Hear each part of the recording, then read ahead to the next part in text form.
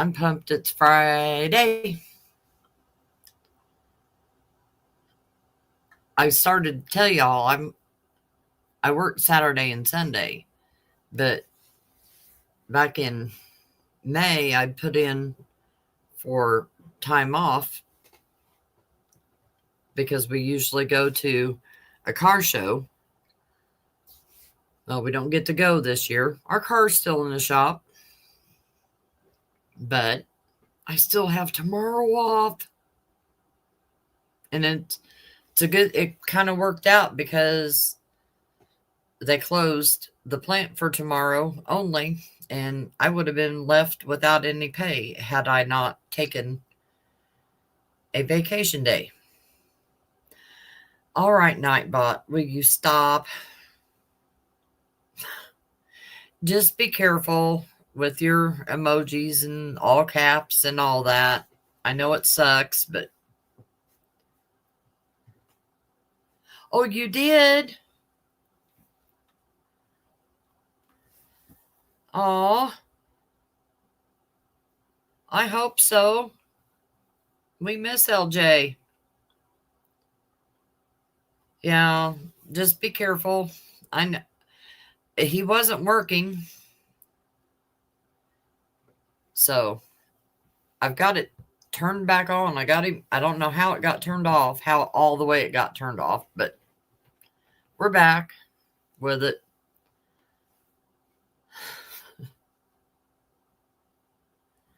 I don't see where you're spamming words and phrases or nothing, so I don't understand. I guess it's because you put 3 waving hands up. Good morning, Thomas.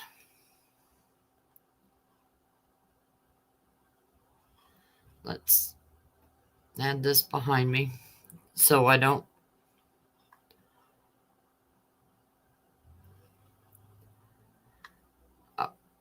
I do too. If I get in the chats, a lot of times I don't get in. Okay.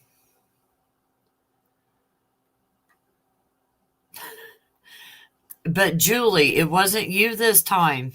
It was someone else. Good morning.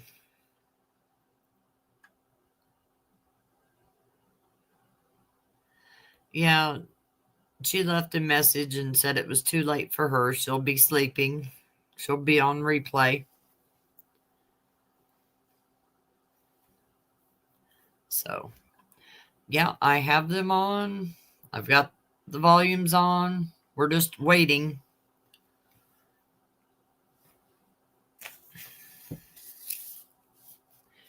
And I have wrote down all those names.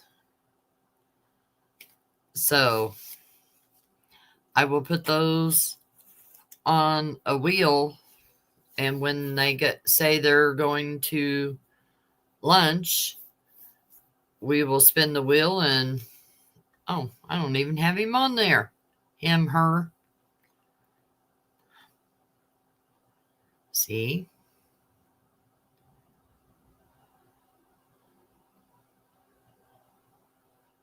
There.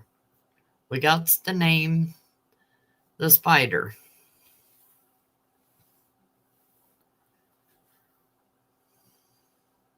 So does anybody have any big plans for this weekend?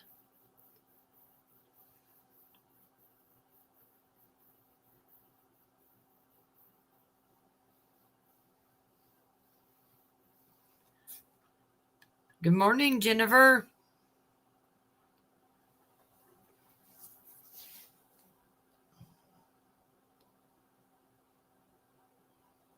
I hope everybody's got some nice plans. Hopefully it will be good weather for everyone this weekend. You can get out and do things. Even the trust no one had any court problems with the trouble with the court's instructions not to talk about the case, investigate the case, not watch any news program or anything about the case. If you have any problems in that regard, let me know. I've noticed juries is a whole lot like church. I don't guess nobody assigns seats in church, but I sit in the same place every Sunday, and y'all do too anyway. You got just your home there, but if everybody's ready, who would state call as the next witness?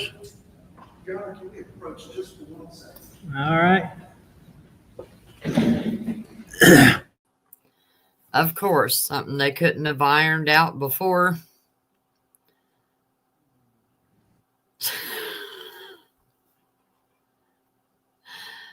Nightbot, get a life. Leave Julie alone.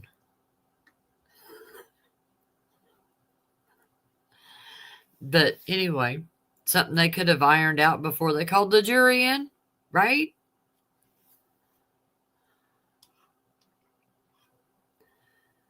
Oh, we got to have our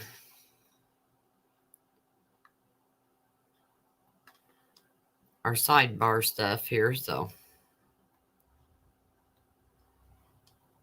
there we go. And good morning, Carolina.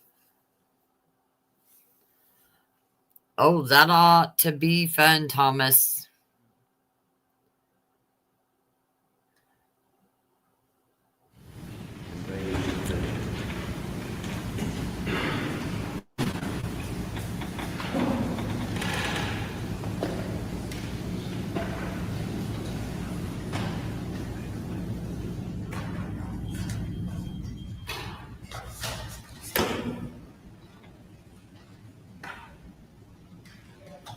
I thought we were ready. Okay, y'all get ready.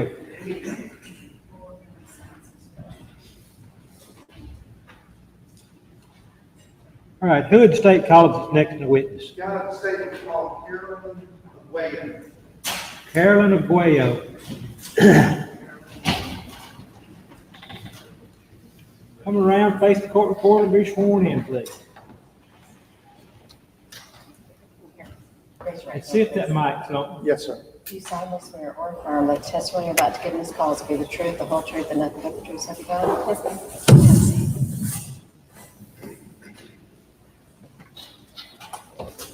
Yes, And if you can speak as close into that microphone as possible.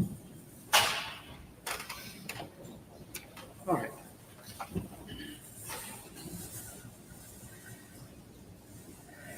I'm hoping that buzz will leave. I think it is this.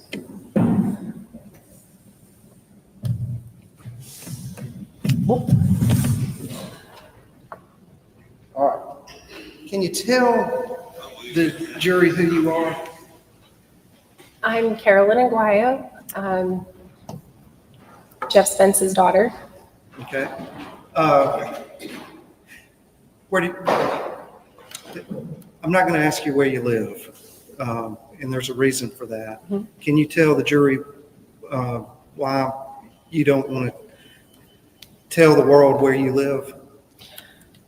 I've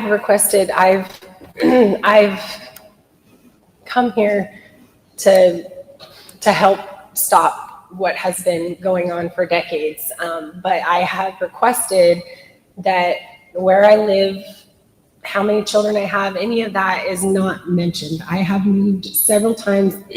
Sorry, I've got a little allergy stuff going on. I've moved several times.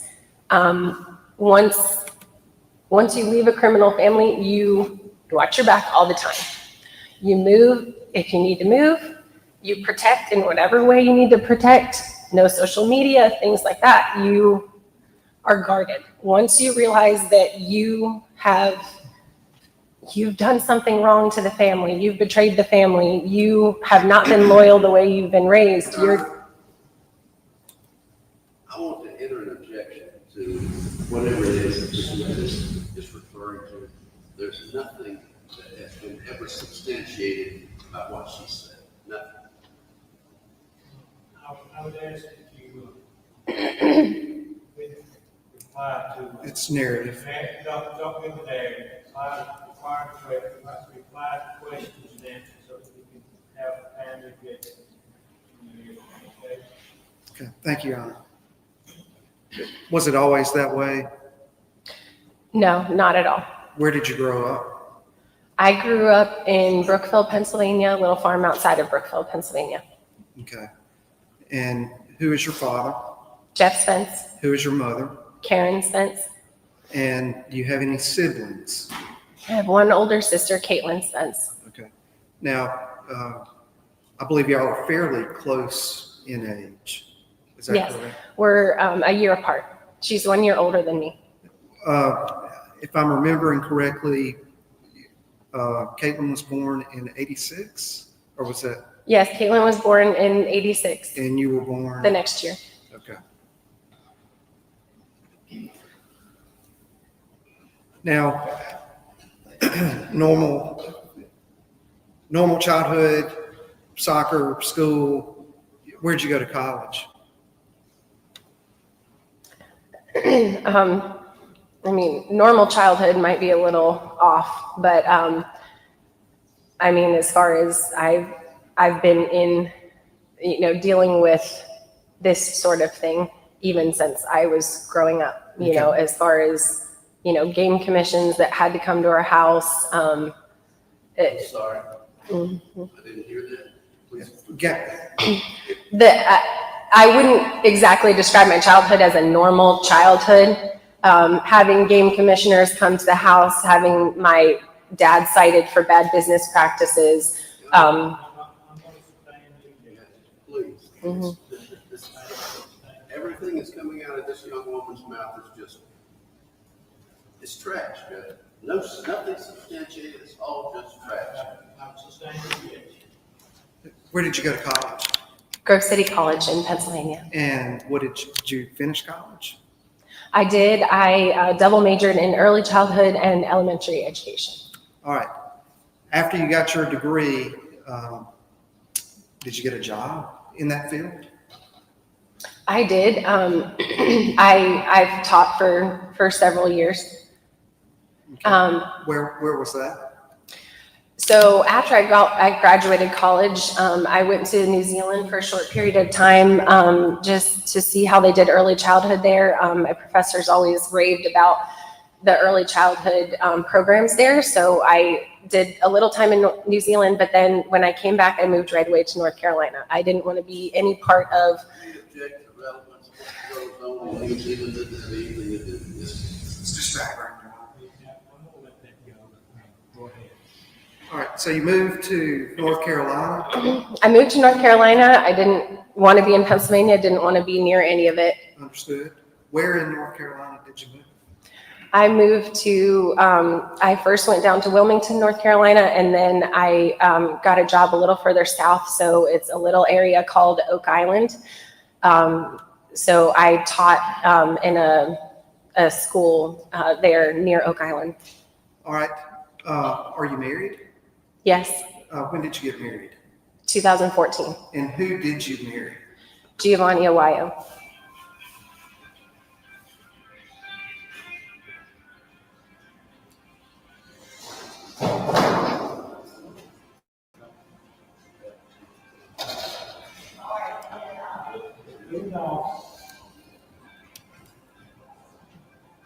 When did you marry Giovanni Aguayo? June of 2014. Did y'all live on Oak Island, North Carolina together? Yes. And what did he do? At that time, what was he doing employment-wise? At that time, he was a Marine. Marine? Now then, did Jeff and Karen, your mother and father, move in with y'all? Yes. So we got married in June 2014. My parents had talked about wanting to move, with us settling down, and they moved in with us in about August of 2014. They were going to look for a place down there. All right. So they moved in with you. Mm-hmm.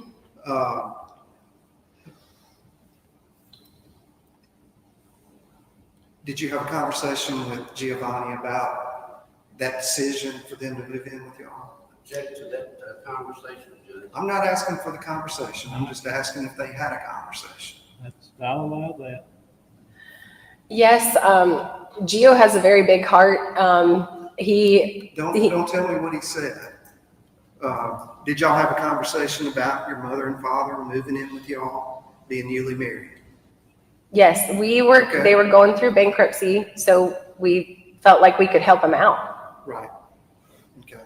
So your father was going through bankruptcy, having money problems, and y'all wanted to help him out. Is that correct? He had to file for bankruptcy. He had a case with Jim Riddle where he had embezzled $100,000 from his business partner. We object anything that's coming Uh-oh. from this witness. I'll sustain that objection and ask the jury to disregard anything that they heard about that anyway. Okay. Don't add to the question. Okay, sorry. Just try to- Ask the question, answer the questions asked and stop there. All right. So if I understand correctly, you've testified that you wanted your mother and father to move in because they were having financial trouble in August of 2014. Yes. Okay.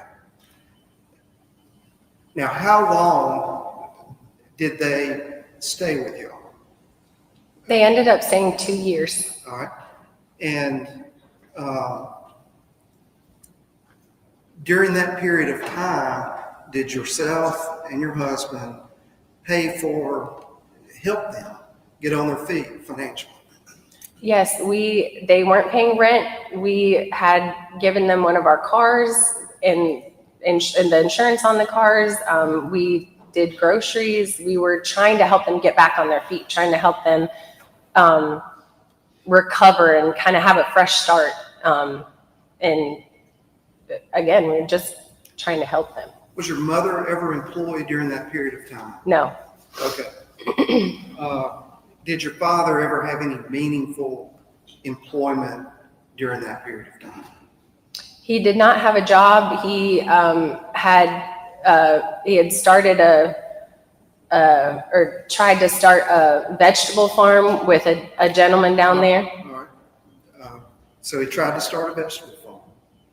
Yes. And did he talk to anybody about investing in that? He had an investor that invested $20,000 in starting it. Okay. Do you know anything about whether that investor was able to realize any kind of return on that investment? He Hold hadn't on, before you taken. answer, I think there will be an objection. Same objection we had before. Talking about something we have no substantiation of. I'll sustain the objection. All right. Don't talk about the investor anymore, pursuant to the ruling of the court. All right. Now, at some point, did yourself and Gio decide to move to Virginia? Yes. Gio got a job in Virginia. All right. Was it Marines? No, he'd gotten out of the Marines. Okay. You can tell the jury what his new employment, new career was going to be. Okay. He was going to be working for the federal government in a very similar capacity for what I did with the Marines.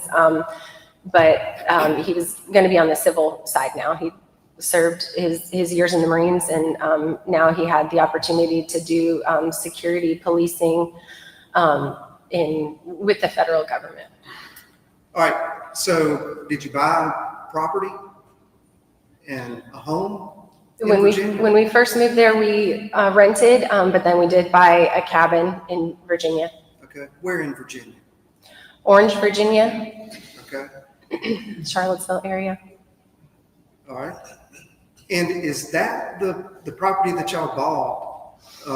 Is that where you and Giovanni were planning to build a cabin kit for your mother and father? So, as you can imagine, we lived with them for a while. Everybody was kind of ready for their own space. But we, again, we wanted to make sure they were on good footing.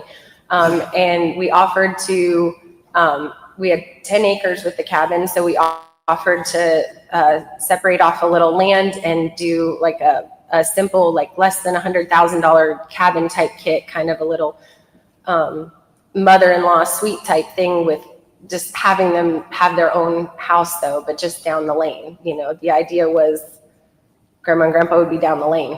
Who was going to pay for that kid? Well, with them being in bankruptcy, we were gonna, the agreement was that we would get the loan, but they would have to make the mortgage payments. Judge, and ask you to instruct the jury to stop, Mr. Wyatt, stop talking about bankruptcy. There's nothing in this case about bankruptcy. There's been no substantiation. I'll hear what you say.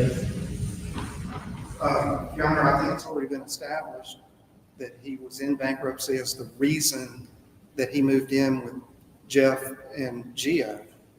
I think the defendant's financial situation is relevant in this case anyway. I'm going to allow it.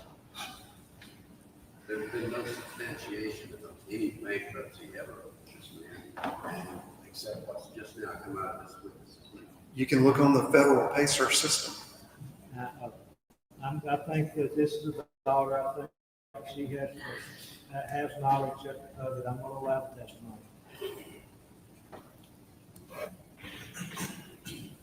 Okay, so we were talking about the yourself and your husband putting the money up for the kid to build a mother-in-law, father-in-law house on your property. With that loan from the bank, certain requirements about construction, were there building codes that had to be followed, things of that nature? Yes, so in the build, you have to do one step at a time. You have to do it correctly. Everything's got to be insured. All the contractors have to be okayed. Everything has to be a certain way for you to get the next amount of money from the loan to be released. So if you do the first step wrong, like you're already in trouble as far as being able to finish the house. To be able to go to the next phase and prove that everything was done by code. Correct. All right. Did your father interfere with that? Yes, so he wanted to kind of, make himself the general contractor, if you will, of the project. Well, you have a full-time job, Gio has a full-time job, I'll help out in this way. The problem that we ran into was paperwork. It was all word of mouth, well, so-and-so didn't call me back, or I got this bid, and we said, well, where's the bid? There was nothing on paper, and that wasn't gonna be working because we had to turn everything into the bank again in order to move on with the next step. So there started to be arguments where we're like, hey, we've been clear, somebody has to write us up. If we're gonna get a well driller, we have to have a contract. We have to have his license number and know that he's insured, and we have to have all of that in order to turn that in to the bank, and then they okay it, that we can move forward with digging a well for the house. So that was the sort of thing that started where we started arguing over things, and we're getting upset at each other because Gio and I were trying to go by the book, and he was trying to well, this will work. This guy's been in the town for 30 years, and he's done this before. All right, and let's just put a pause on that line of questioning for right now. Can you tell the jury when y'all were home, did y'all watch TV together? Yeah, we, initially, again, we didn't know that, other things were going on. We thought we were doing the right thing. We thought we were helping. We would watch a lot of movies together. What kind of TV programs did your father enjoy watching? We watched things like Breaking Bad, Blacklist. We watched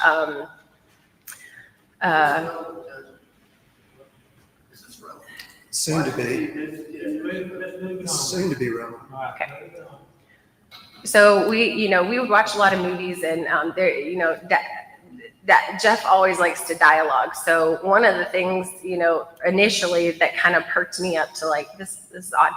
We were watching a movie and he said, oh, well, if I was ever going to have to kill someone, I'd use a shotgun. And that's because you wouldn't have to worry about the casing. Who said that? My dad. Okay. What's your pick?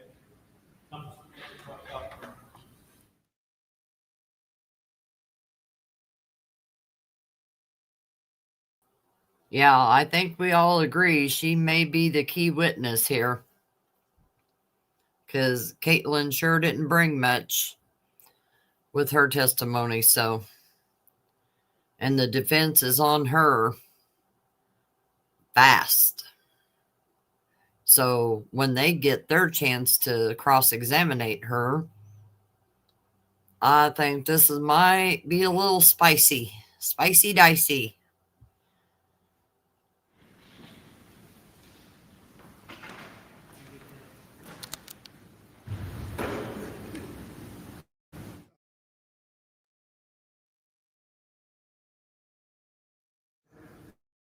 Jeff Spence. Your father?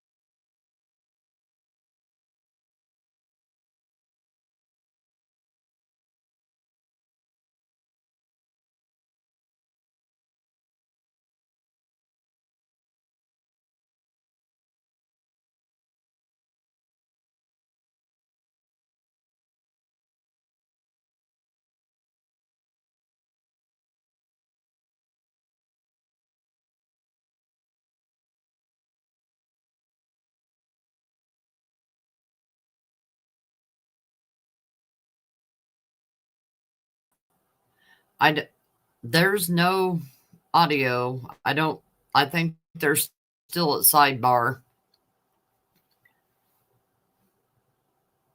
Yeah, they do. You're right.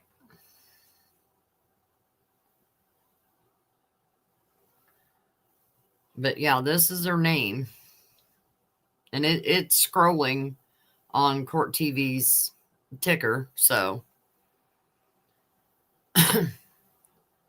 But yeah, I think we was all less than impressed yesterday with Caitlin. So I think this is really the key witness here.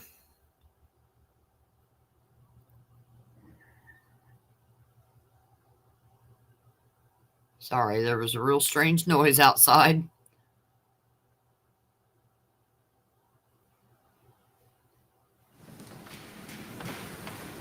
Now, when families sit down and watch TV shows together, do they normally take notes about what's going on?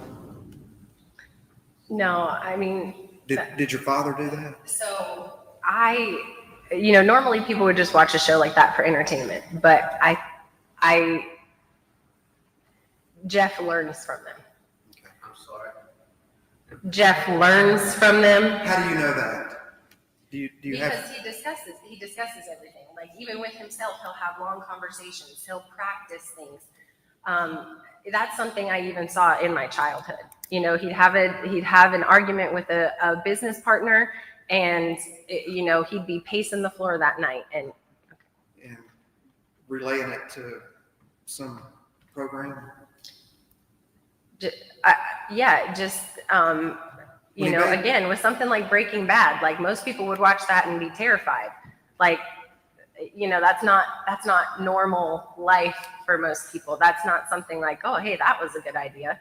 When he said that about using a shotgun, did he say anything about the projectile or the shell casing? Yeah, the whole idea with a shotgun is it's harder to trace.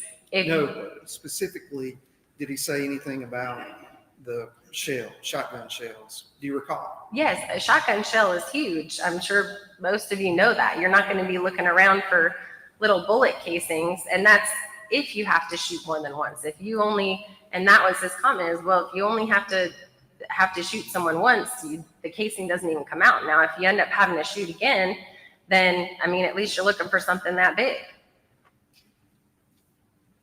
Okay. Now then, in general, the condition of the property that you had on the curtilage or the yard around the driveway, that area, I'm not talking about the house or the cabin, talking about the land. How much land did you have? It was 10 acres, almost entirely wooded. Okay. We were back in the woods, and Did you have a gate around that property? we had a gate that went into our backyard and back into the woods behind our house. Okay. Now, did tensions arise between yourself and your father about how he used that yard, that property? Yeah, so as we were building, as I mentioned, some arguments started about doing things the right way. Jeff has always tried to make money off of little things like, oh, come pick up this tractor, I'm just trying to get rid of it. And then, so he'd bring that to the land and then he'd try and sell that. So we started having people coming onto our land, like looking for Jeff, and all the while we're trying to build a house. We didn't want anyone in a construction zone where somebody could get hurt. Then all of a sudden we're getting sued because somebody got hurt that never should have been on the property in the first place. So these are the things that we started worrying about as a young couple, that, hey, we're not protected. I mean, I'm a teacher, he's a police officer. We're not full of cash. If somebody gets hurt, like, we're in trouble. So those arguments kept happening. And one particular discussion, I was pregnant at the time, so I had gone into the house to use the bathroom, and I came back out came to the window, and I saw that Gio and Jeff were having an argument. They were both talking loud, and I saw Jeff step to Gio, and I could see in his eyes, I was like, oh, you got to be kidding me. And he stepped back, so he thought better of it. That. Relevance. We're talking about an argument from 19 or 20. Well, this is where my husband was Hold on 1 threatened. second. Let them finish. So Hold on 1 second. We've got much of a rambling testimony. That needs to be more Specific, non-narrative. It's hard for me to referee a wrestling match. We don't know just try to get specific questions, specific answers. All right. I understand. And if I understand your testimony correctly, you've got a loan for $100,000 or around $100,000 for this cabin kit, correct? It turned into $178,000 Okay. by the time Jeff was done. And that was being put in jeopardy by Jeff not following the code, cutting corners and that kind of thing? Right. The ball was already rolling. There was no way of stopping it at that point. We were in it. Just in the way we're going to do it, I'm going to ask you a question, yes or no, and then if I need you to explain, I'll ask. Okay. If that's okay. That's fine. All right. So, in addition to that, did your dad? He just acquired junk. Is that Yes. Is that fair? Yes. Can you briefly tell the jury about that? It's part of not wanting to work. It's a laziness. You're trying to make money off of nothing. Okay. I mean, I sustain the objection. All right. Move on. I'll move on. okay. Did that interest that your father have result in a bunch of junk in your yard? Yes, we had to clean, we had to remove tons. I think it ended up being 3 tons of junk off of our property to clean it off after we got him out. Okay. Now then, was there a conversation that you, your husband, and your father had where all of this came to a head? Yes, Where was that conversation? Where did it take place and when? McDonald's, he didn't want my mom present. Okay.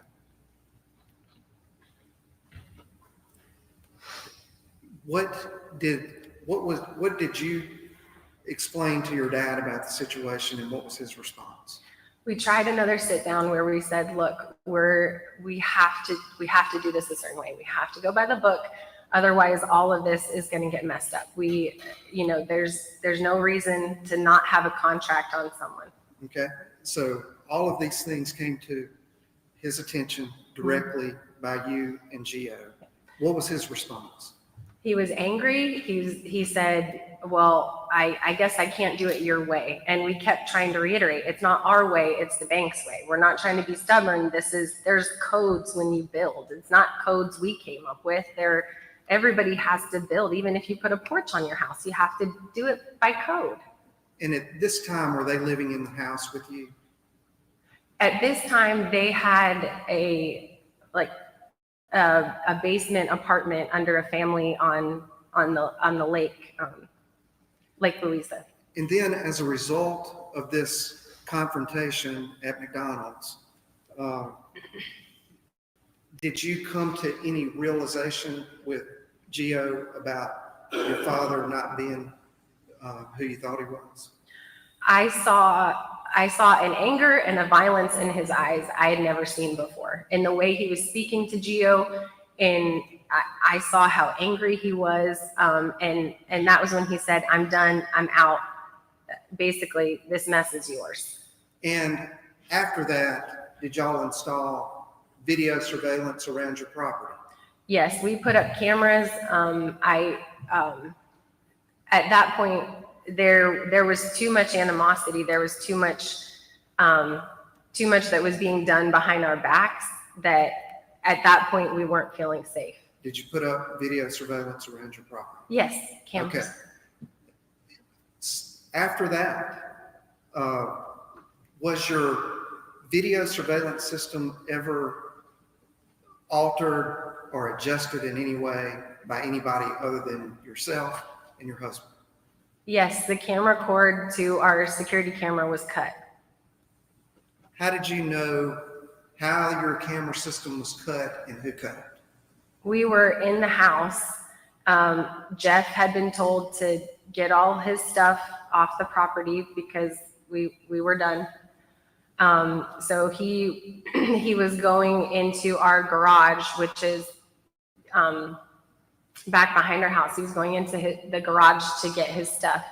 He noticed the camera, went behind our shed, cut the camera, and of course we knew he cut the camera because we're in the house, and the camera feed to one of the cameras goes out. So you saw it with your own eyes, your father cutting the camera feed? He was behind a shed. Yeah. So he walks behind the shed, the camera feed goes out, Gio goes out to check it, it's been cut. All right. Now, in and around this time, tell the jury what time frame this is.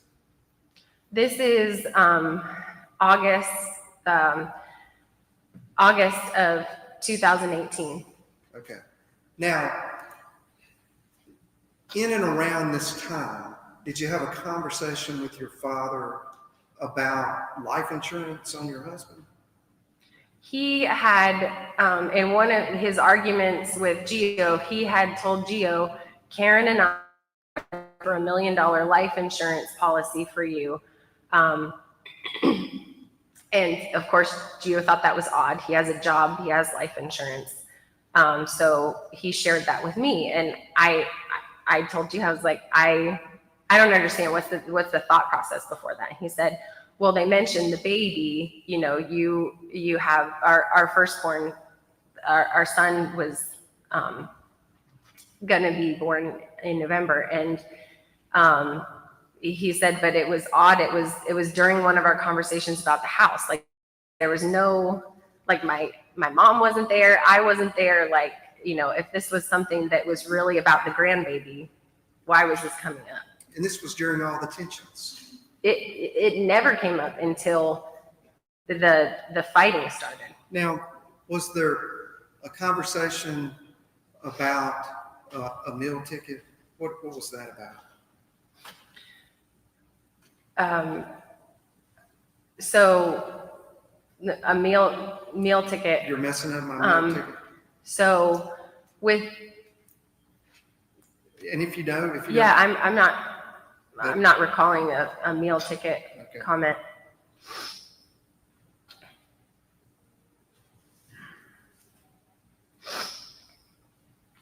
Was he upset that they weren't allowed to get $1 million policy on Gio's life? He just seemed flustered. Like, you know, anytime we didn't agree with him, it was just, oh, well, you all are stupid. You know, I mean, so of course he was upset about it. We weren't agreeing with him. All right. Did you ever take any action because your father was trespassing on your property? When he cut the camera cord, we called the sheriffs, because at that point I had tried to reason with him. Gio had tried to reason with him. Trust me, we wanted the family relationship to be good. I had tried until I was blue in the face. And at that point I was like, I don't know what else to do other than to get the police involved. And did you ever find any personal property of you and your husband Gio missing after the security camera was cut? Yes, so we had, again, you know, as I mentioned with this house bill, Gio and I are careful about paperwork. And we, you know, when we moved into the cabin, the logs, if you're familiar with log cabins, they have to be stained. So we got bids for someone to treat the wood to preserve it for the cabin. And we got these bids. And again, this was a typical thing of my dad's to do. So he said, oh, hey, like they're going to charge, you know, $30,000 for this. I'll do it for 10. You know, so we're like, well, this is a big project. This is going to be a lot of work. Are you sure? So we just wrote up a little legal note on a legal pad. Let me stop you there. Did he ever take, or are you aware of any time that your father had taken any property from you or your husband during that period of time? That paper went missing. Okay. But also things like my husband's tools. Like again, Gio in the Marines, police officer, very orderly. Okay, Knows- that's good. No narrative. Okay. Mr. Bio can't tie something to Jeff Spence just because something comes missing or they misplace it or whatever. Doesn't mean that he Unless you can tie it to Mr. Spence, let's move on to that. And yours will. Finding it in. Your will disregard that last comment unless you can tie it to something. After, I'm sorry. Did you instruct him? I instructed you to disregard that last comment. after the cutting of the surveillance system around your property and calling the sheriff, did you ever have to call the sheriff again? A couple days later, he came back on the property, and again, this was on our security camera. He pulls a knife out of his pocket, cuts we put a zip tie on the latch and the gate, so just as extra security. So yes, that was cut, and so we called the police again, because at that point, the sheriff that came 2 days Let me stop prior, you there. Who cut it? Jeff And Spence. entered your property Yes, after having been told not to come back on your property? correct. And how did you know that he cut the strip? It's on camera. You had it on camera. Mhm. Now then, Do you recall the last time that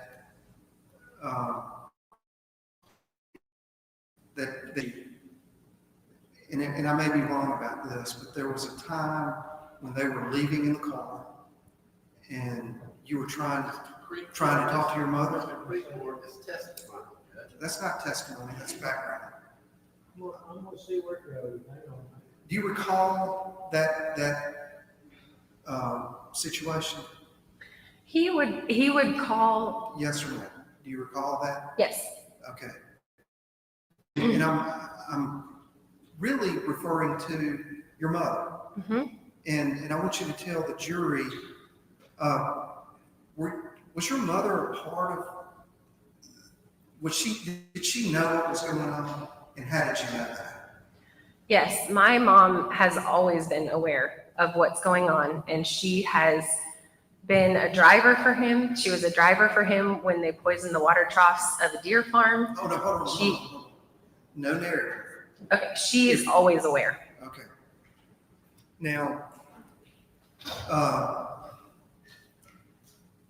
you talked about your dad buying and selling junk, for lack of a better word. At times, would he outside or across state lines during that period of time? Yes, all the time. Big drives were a thing for him, and my mom would keep a cell phone. I have an objection. Unless she can tie to some basis of knowledge, you can't just be sitting up here accusing whatever's coming. Rephrase your question as lay a foundation as her knowledge. Do you know, how did you know that your father would cross state lines? One particular time he went to Georgia. Do you know? Yes, I know he would cross state lines. All right. Yes. And would he take certain precautions when he did that? Yeah. He would. Right. Let's let him have a basis of knowledge. Thank you, Judge. Do you know whether he took any precautions when he did that? He would. Back up step for that. That's the basic knowledge that he believed to say. He was around us all the time. He was living with us for 2 years. Did he ever say where he had been All the time. and where he got property? Yes, because if we went a day without seeing him, that was weird. And did you ever ask him where he got certain property that made its way Yes, on and your so land? he'd say, oh, I made a run to Georgia, Okay. or I went to South Carolina yesterday. Now, were you aware of any precautions that he took in order to go to Georgia to buy property to bring back and put in your yard? He'd leave his cell phone with my mom. Okay. How would she know that? Objection. He told me. Objection. Lay a foundation for basic knowledge.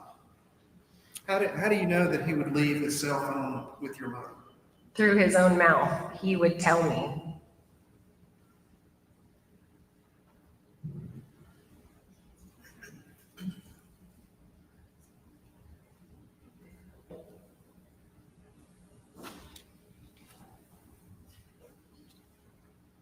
Now, back to that. Do you recall the incident with your mother leaving in the car that we were Yes. talking about earlier? Yes. All right. When was that? It was shortly after all this was happening where he had called her to come pick him up. Okay. Did she come pick him up? She came, are you referring to so she came to pick him up the first time he was arrested? I'm talking about the last time you ever saw him. Judge, I need to.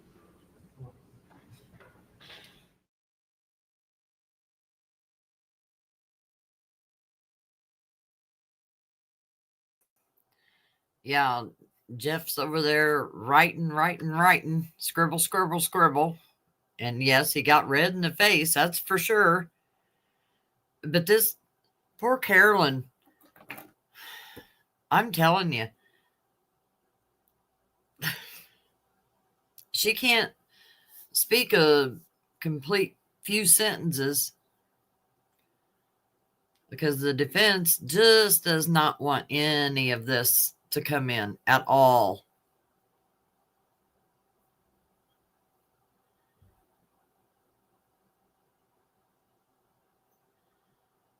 I see a lot of you agree with that.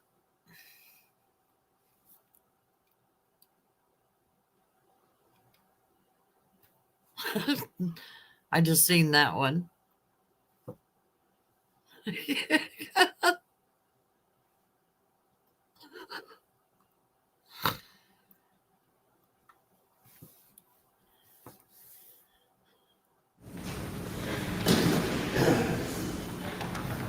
I want to clear something up with you. We were talking about two different things. Your mother came to pick him up after you had called the sheriff's department out there because he had trespassed. Is that correct? Do you remember that event? He had, Just yes or no? yes, Yes. And when you said when you had him arrested, you're talking about that misdemeanor trespass on your property, correct? yes. Okay, so that's clear. Was there a time where you tried to talk to your mother about these things? Yes. And what was her response? Objection. Talking.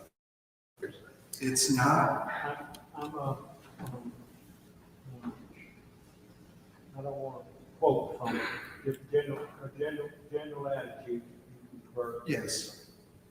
What did she do when you were attempting to try to get her attention? I walked out to her car because she wasn't getting out of her car, and I said, "Mom, we need to have a conversation about what's happening." And she would not get out of her car. She was talking to me through the window, and she was Don't say anything that she said. okay. What did she do? She got a call from Jeff, and then she peeled out. Okay. Was that the last meaningful contact you've had with your mother? She has continued to text, now not in the past couple of years, but she would continue to send texts because we were able to get a no contact on Jeff, but not on her. So I would get little things from her, like heard y'all were in Texas, heard y'all had a baby girl, little plugs to let us know that, hey. After that last contact with your mother, when y'all were actually in the same place there in Virginia, did you and your family move somewhere else? Yes. So with what happened with the house, once we were able to finish it, we put it up for sale. It wasn't selling. We ended up having to sell our own home because, again, we couldn't make 2 mortgage payments. Understood. Did y'all So move from that location? we had to move. What was the primary reason for you moving? We moved initially because we had to sell our home, but then we were able to get jobs elsewhere so we could get away from it all. Okay. Now, court's indulgence.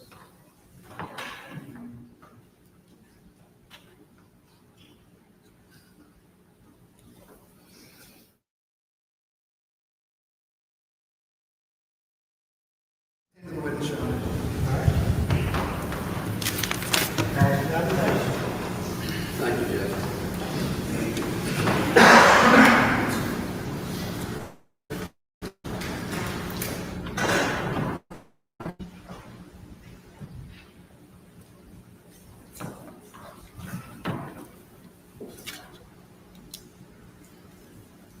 When you and your husband moved to Allen, North Carolina, Jeff and Karen lived elsewhere. That's a yes or no? Yes. they still lived on the farm in Pennsylvania. In February of 2014, they got a beach rental in the town where we lived. Now, you're not answering my question. When you and your husband moved to Oak Island, your mother and father still lived on the farm in Pennsylvania. That's not correct. Why is it not correct? Because they moved to Oak Island. They rented an apartment in February I understand they 2014. moved to Oak Island. I'm getting there. But when you moved to Oak Island, they didn't live there on Oak Island. And I hadn't married my husband at that point either, sir. When I moved to Oak, I bought a house in Oak Island. Gio wasn't even in the picture yet. You were single. When you That's moved correct. to Oak Island, you were single. That's correct. And after you moved to Oak Island, let me back up. When you moved to Oak Island, your parents still lived in Pennsylvania. That's correct. And when they moved to Oak Island, you weren't married. That's correct. And when they moved to Oak Island, it's because you invited them to come. I didn't stop them from coming. Well- I would definitely not phrase it as I invited them to pick up their 30-year life on a farm in Pennsylvania and Well, move to you North Carolina. not only invited them, ma'am, they lived with you. My husband wanted to help them, and I didn't want to be. You weren't married. You just got through telling us when you moved to Oak Island, you were living Sure. alone. You were single. When they moved in with us, we were married at that point. Okay, so you moved. You asked your parents to move to Oak Island, and your husband agreed. That's incorrect. I'm sorry. That's incorrect, sir. Your husband did not okay them moving in with him? They moved in with us in August of 2014. I married my husband in June of 2014. My parents rented a place on Oak Island in February of 2014. All right, so they moved there and were paying their own rent. For a couple months, yes, sir, to the beach apartment. When they moved in with us, they didn't pay rent. My point That is, was the point. Okay, all right. So your parents moved to Oak Island and rented their own place. For a couple months. It was a month-to-month beach rental. This was not a place they could rent long-term. You have more knowledge about your parents' business than any person I think I have ever heard of. Wouldn't you realize- if they lived Let with me you? finish. I grew up with them, so my early life was with them. And then as an adult, they lived with me for 2 years At your and- request. at my husband's generous offer, sir. At your request. It wasn't my request. I've said that. It was your husband's generous offer. Correct. And you are telling us that you didn't agree? I agreed. Or are you just letting your husband run the household? No, sir. If you knew me, you'd know that wasn't the case.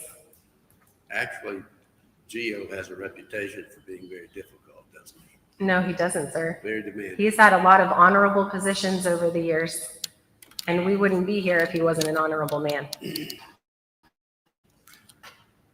After your husband's generous offer, Karen and Jeff Spence lived with you, you said, for 2 years. Correct. And then you and Gio got jobs in Virginia.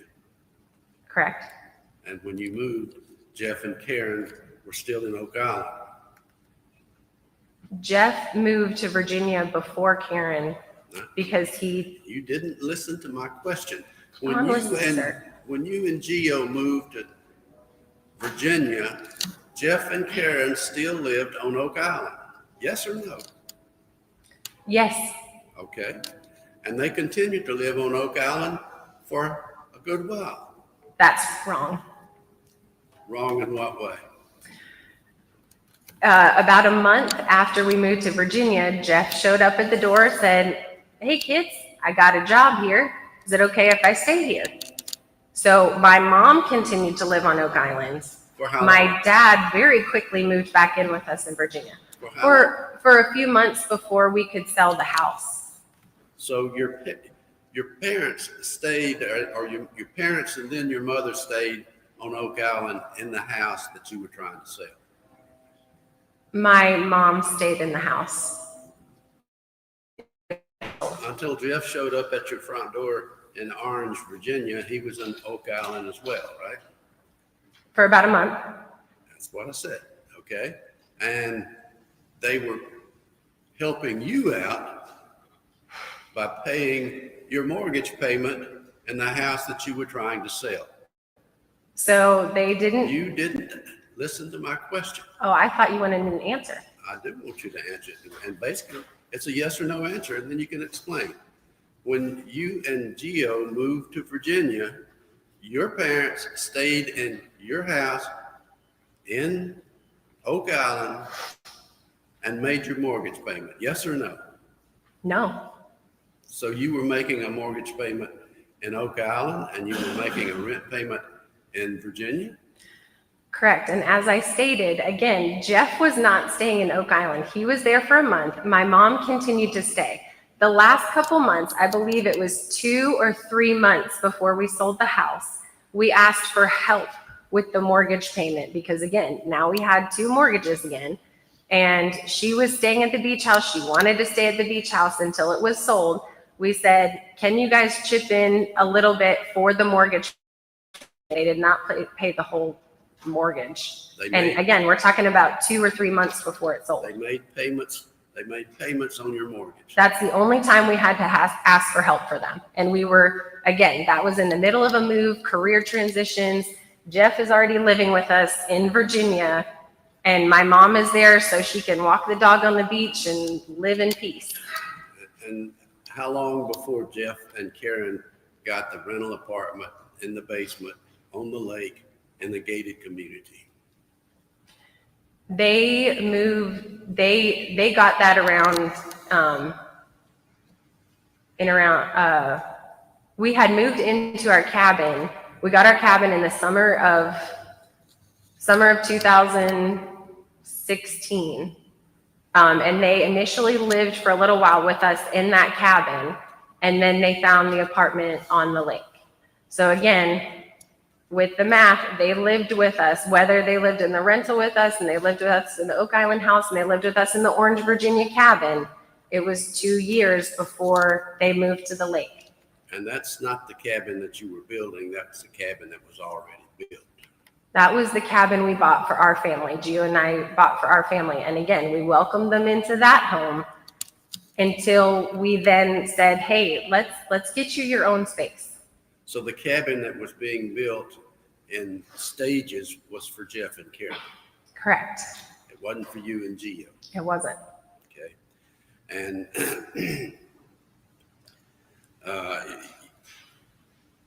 you're being separated from your mother and father for what, 8 years, 7, 8 years, right? About 7 years. Originated with disputes over this cabin that Jeff and Karen were going to be living in. Correct. And Jeff and Karen were going to be paying for. Yes, they were going to be making the mortgage payments. We had made that agreement. That's not rocket science. It's a yes or no. They were going to be Yes, sir. They were going to be making mortgage payments. Yes. So it was a piece of property that was being developed in their interest. Yes? In my parents' interest, yes, I'd say so. Yes. And the falling out that you have had originated with that piece of property, that project, that cabin, that Jeff calls it a modular home. I don't know what a modular home is, but apparently it's a home that's built in stages. Is that right? That's correct. And it was going to be theirs, not yours, theirs. Yes? It was going to be in our name because we were the ones getting the loan for it. So, But it was going to be theirs in terms of where they would occupy private space. they were going to live there. That's what I just said.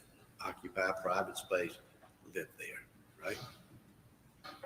Can you repeat that last part? It was going to be their place, their private place, their home. It was going to be for them. They were going to live there, yes. And in the meantime, while this was being developed, Jeff and Karen didn't live in that cabin with you. They lived on a lake in a basement apartment they had found on their own. You had nothing to do with that. That's correct.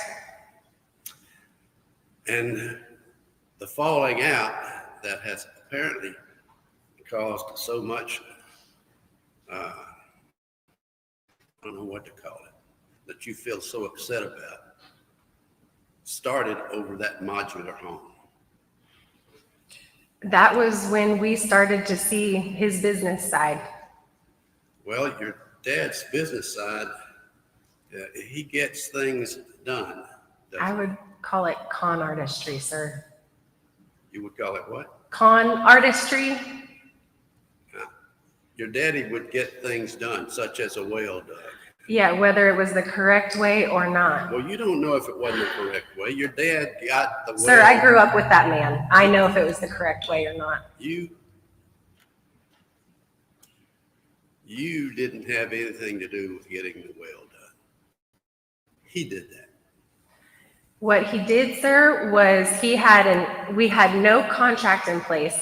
While Gio and I were both working a full-time job, something he's not familiar with, he had a well driller put the rig into our land with no contract, no insurance in place.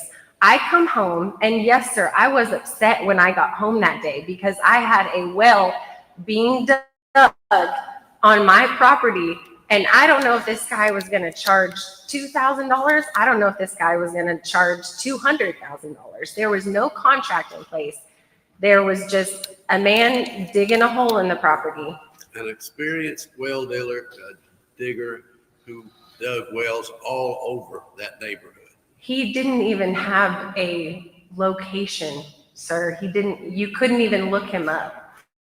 You couldn't find his license. You couldn't get him home.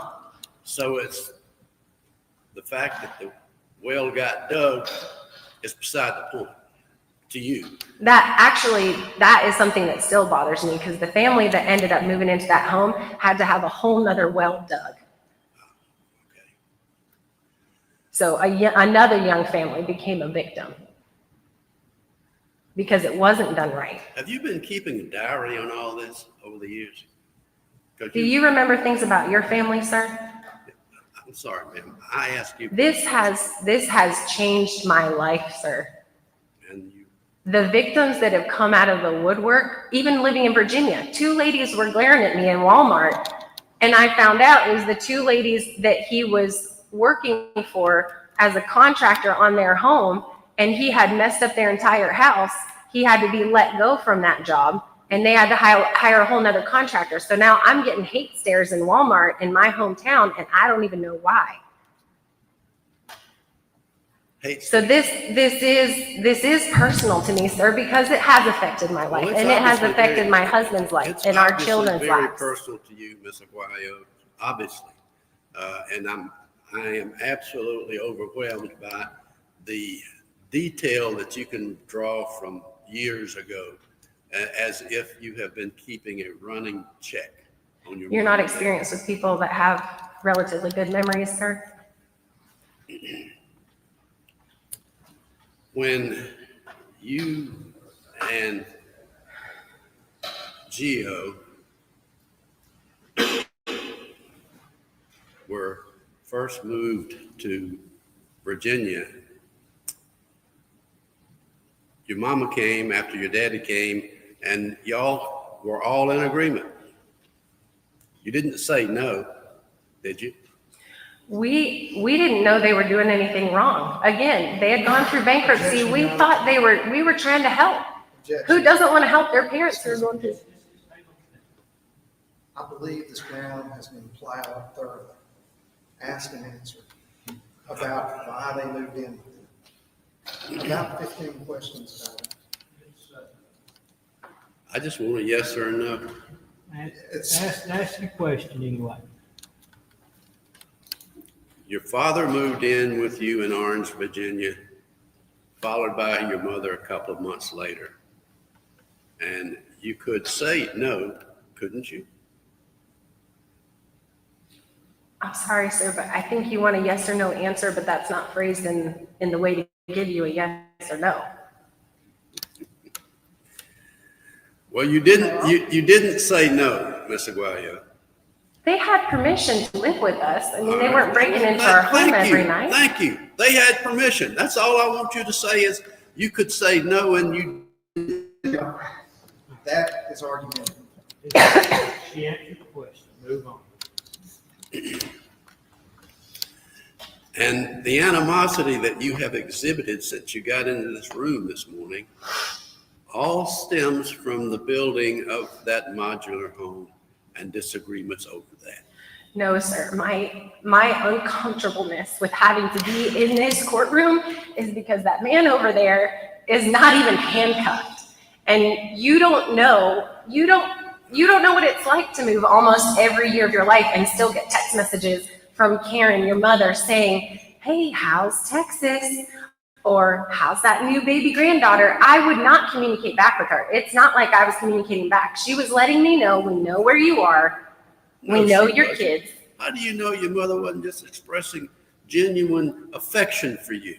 Because if she had genuine affection for me, sir, she would have stopped this years ago. She would have stopped this years ago. She would have said, enough is enough. If I can't change that man, I'm going to leave that man. But she's part of it. So how are you going to leave someone when you're their partner? You're their Bonnie and Clyde. Okay. Bonnie and Clyde, your mama's Bonnie? They would joke about it. Oh, come on. She would bring him contraband when he was out on work release. Like that's not Bonnie and Clyde? Yeah, Judge, let me approach. I need to.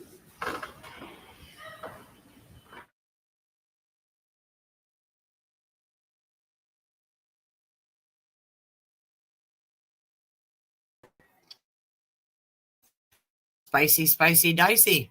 What in the world, right? I'm sorry. Yeah, he does have some cute phrases, but he's upsetting me. No, there's my dog.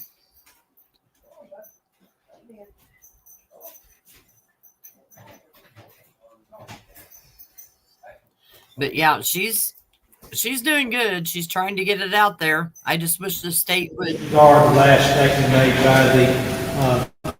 made by the witness.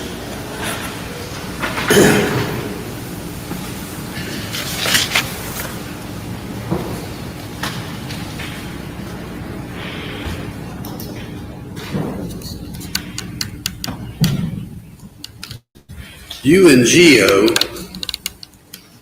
even though the house that was being built, the modular cabin that was being built was for your parents, you and Gio wanted to control everything. Isn't that so? If you had $178,000 loan in your name, would you want some control? I ask you a question that's yes or no. You and Gio wanted to control everything, yes or no? No. Well, that's what the falling out was about, right? No. That's what the meeting at McDonald's was all about, right? And your father looked at you and said, your husband can be difficult himself, can he? I would not agree with that, sir. Pardon me? I would not agree with that, sir. All right. Well, on the day that you were going to meet at McDonald's, where you did meet at McDonald's, and this all came to a head, Gio was demanding that it take place on his couch in his basement apartment, not McDonald's. We wanted Karen to be a part of the conversation. And Geo went to your mother and father's apartment and broke into the apartment and sat on the couch himself and demanded that Karen call Jeff and come and sit on that couch because Geo said so. That's a lie. That's a question. And you can answer it yes or no. He did not? That's a no? I think that's a lie is a no. I think that qualifies as a no. And your mother was home in bed. You do acknowledge that your mother has serious health issues, right? I acknowledge she has self-diagnosed health issues when it's convenient for her. She rallies real quick when she's needed by dad. You're accusing your mother of being a hypochondriac? Growing up with that woman, I know that I would disagree with her calling herself ill. We'll put it that way. I know you want me to keep it short. That woman's not ill. You don't think that your mother's migraine headaches are real? People have headaches, sir. Migraine headaches. Yes, migraine headaches. People have migraine headaches. I didn't ask you if people had migraine headaches. Ms. Aguayo, I asked you if you disagree that your mother is a migraine sufferer. She would have migraine headaches, yes. And have you ever had a migraine? She was not in bed that day. When Gio knocked on the door, she was sitting on the couch. Were you seeing from afar? How do you know? I communicate with my husband, sir. I think most people do. How do you Now, know? I was, as mentioned, I was very pregnant with my son. So I didn't, because they wouldn't even, I didn't walk back into where they lived. My husband did. I'm calling my mom on the phone saying, Mom, you need to know what's going on. This affects your life too. Let's get that down pat. You didn't walk in, your husband did. Your husband went from the gate on the gated community through the woods, around the fence. Oh no, so this is a gated community. There's no woods he's walking through. This is a paved road. He's walking down a road. He's knocking on a door where a family lives above them, by the way. We're not breaking into a home. We're knocking on a door, seeing a lady sitting on a couch that's supposed to be in bed with a migraine. And she's not picking up her phone when her daughter's calling her. You weren't with him. That's correct, sir. As I mentioned, I was about 6 or 7 months pregnant at that time. I'm not schlepping back 2 miles into a gated community because my mom can't be bothered to open the gate because she doesn't want to see the next mess that he's made. So your husband walked 2 miles into a gated community where he was not invited, he was not permitted, he didn't live there, he bypassed the gate, and he walked 2 miles because he said so. That's where the meeting was supposed to take place because Gio said so. If you can't get in touch with someone on the phone, particularly your mother-in-law, do you think that maybe you might want to go check on her and see why she's not picking up her phone? No, not if you. Wow. Your mother is quite capable of making a phone call if she needs help. I thought you just said she's very ill, sir. Your mother is very ill. But she doesn't need checked on? All right, Judge.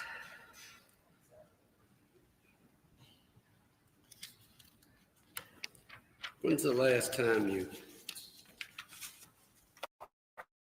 actually had some conversation with Mom or Dad?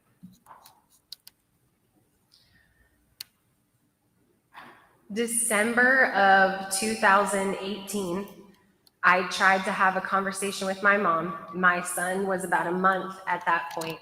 They had missed all the initial baby things. And of course, with Jeff, we had a no contact order. But with my mom, I said, can you fix this? Can you do something so that, we can be a family? Well, And that didn't go well. Being a grandmother was not as important to her as, continuing with Jeff, and I'll be careful how I phrase it. So you didn't want to have anything to do with your mother because she loved her husband and saw him. Absolutely not, sir. Let me finish. And saw her husband as her life partner. And you wanted to rule. You and Gio always want to rule the roost, don't you? No, sir, that's very incorrect. Who would invite someone into their home if they wanted to rule the roost? Like that's not, those aren't the kind of hearts that like, I gotta be in control of everything and I gotta be in charge. Like, you don't let people into your little circle of control if you wanna rule a roost. None of what you're saying makes sense. Well, it was your home. Your Honor. Y'all had a fight Yeah, over a modular home that Objection. Hang on a second. Hang on a second. You got an objection? Yes, sir. It's asked and answered. We've plowed this ground many, many As I times. said earlier, let's move on.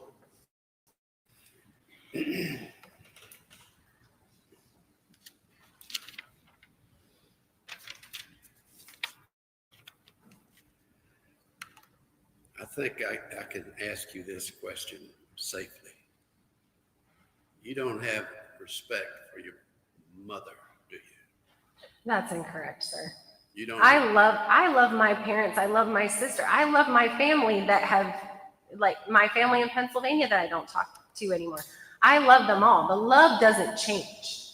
But getting my children out of danger's way, out of harm's way, that is more important to me than being able to pick up the phone and say, oh, Mom, you'll never guess what the baby did today. So It's either that or I continue to put my husband and leave him with a target on his back after he's been threatened. I won't do that, sir. I love my husband. And that's it. So I will give up a phone call with my mama. a target on your husband's back? Who put the target on your husband's back? Jeff, In what way? he has offered to put $1 million life insurance policy on him. We had a recording device in our garage where he says, after we've called the sheriff, he says, look up along that walkway. You'll see a dead man walking. I'm coming for you, son. You don't know what you've gotten yourself into. Geez. All right. It's all recorded. Well, I've never heard it. Okay. It wasn't allowed. You don't have any respect and love for your father either, do you? Love? Yes. After understanding what he has done over the years and seeing what he's done, respect, no. Let me ask you this. You have children, I've heard you refer to. Yes? You have children, yes? Yes. Small children. Your Honor, I'm not comfortable objection. talking about my kids in front.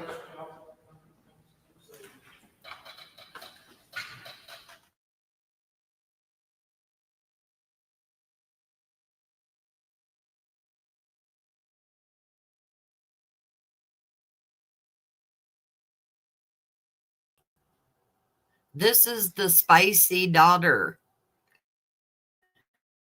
Carolyn. This is Caitlin's sister. And welcome everybody that just came in. Glad to see you. And sorry about Nightbot. I think I did get it turned off again.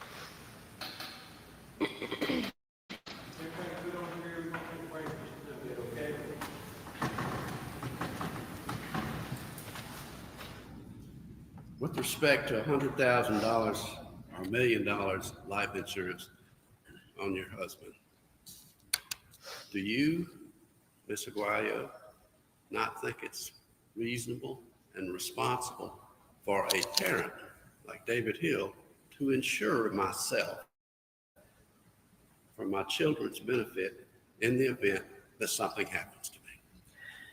Absolutely. Yes or no? I don't want to lecture. I want you to tell these folks whether or not you think it's reasonable. Objection. Yes. You think it's, Yes, I upped my life insurance policy to attend here today, sir, because I want my kids taken care of. Well, that's a responsible parent, isn't it?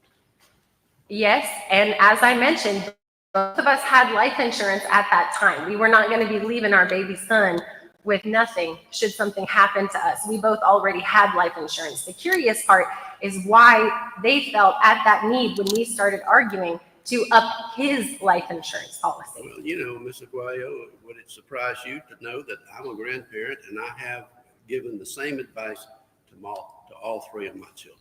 Have you offered to pay for it, sir, in the middle of an Objection, argument? Your Honor. Objection. I don't think that was a question. She had a response. Can you rephrase it in the form of a I question? think you can respond. I ask it in a question form, Judge. You can respond. You can say yes or no and then explain your answer. I think the issue, Ms. Aguayo, concerning life insurance is not who pays for it, but who the beneficiary is. Would you agree? If you feel like you're going to be able to convince your daughter that this was all an accident and then you do benefit because you move back into the cabin with your new grandbaby, then I'd say you are benefiting if that's your end term goal, sir. Get him out of the picture. This now becomes my house.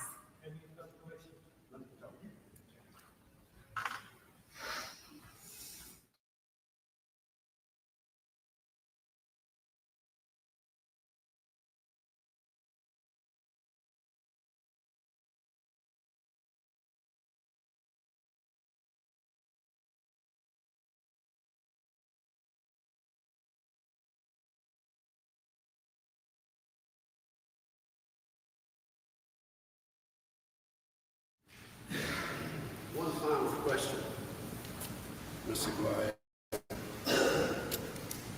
When you bought the house, your house, on Oak Island, where you invited your parents to come stay, when you bought it, Jeff Spence gave you a $10,000 down payment, didn't he? No, he didn't. Jeff and Karen gave you a $10,000 down payment.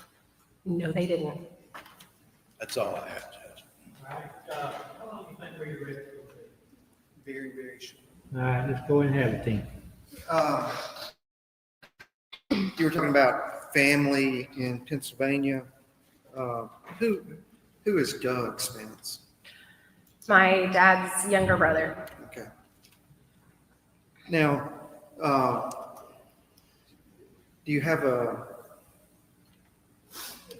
as far as the relationship with Jeff and you and Gio, we get the picture. And I believe, but are you aware of how Jeff would communicate with Doug? He has helped him with counsel over the years. A lot of times they use code to talk about things in our family. So like, What do you mean by that code? well, when you don't want, if you're outside and you don't want someone to overhear you, you just say, oh, well, sure do remember that time we were, fishing with dad in his favorite fishing hole. And remember that tree he used to sit at all the time? Conversation that appears to be about a memory is not about a memory. It's about something else. It's letting the brother know. Your Honor, this is not a problem. I'm through, Your Honor. All right, I'll agree. All right. Can this witness be finally excused? Yes, Your Honor. All right, you're finally excused. You can welcome to stay. You're free to go, whichever one you like to do, okay? All right, let's take about a 10 or 15 minute break. Y'all get ready, let us know. Y'all come here.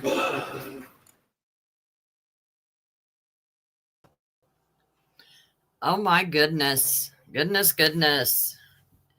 Yeah, if you happen to come in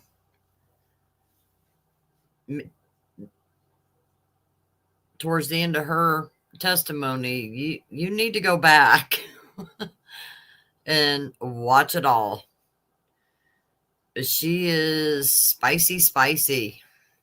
No nonsense. Nope. Nightbot, you are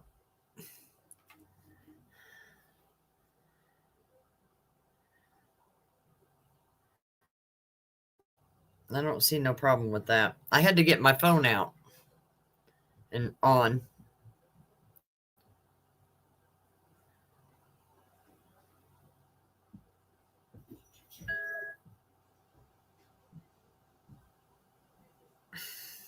He's still at it.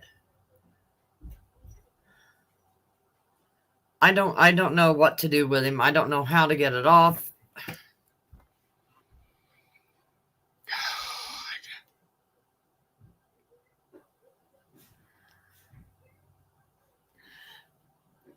You sit here and talk amongst yourselves and I'll see what I can do. I thought I had him turned off.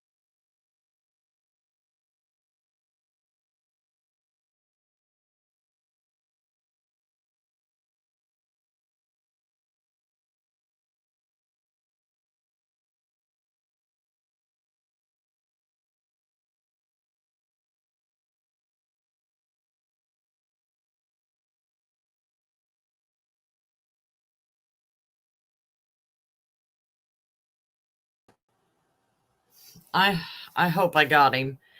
Why is he doing stuff like that? Because they want to limit you and control your chats. That's, if you read the messages, it says you're spamming. So again, just be cautious of how many emojis, especially of the same kind, words. Just watch your words. No all caps. Like Mel and little D, I understand it. That's your name is in all caps. I don't know what else to do.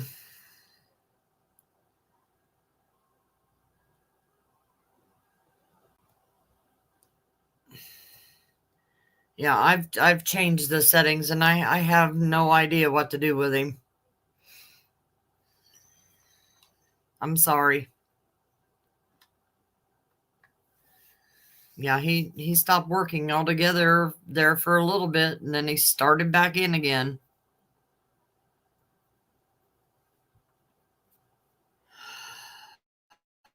Yes. Yes, she was able to get some stuff unloaded.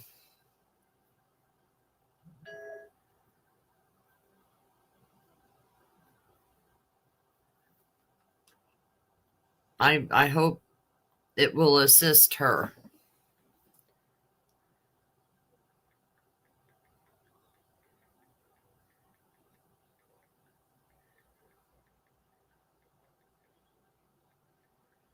Hold on.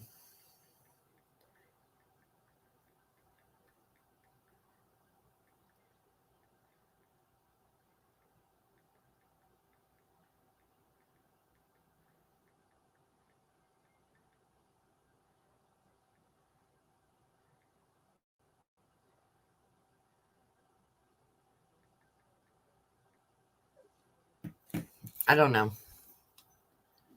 Yeah, she was holding her ground, that's for sure.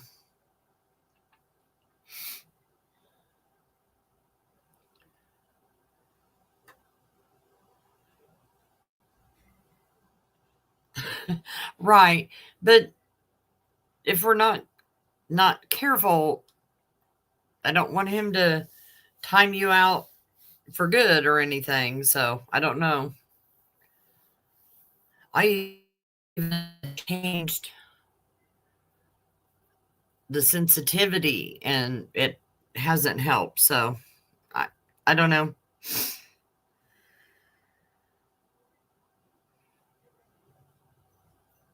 But hopefully he stopped. I don't even think I can use him.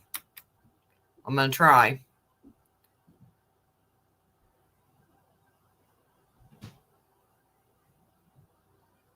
Yeah. It won't even let me use him now. So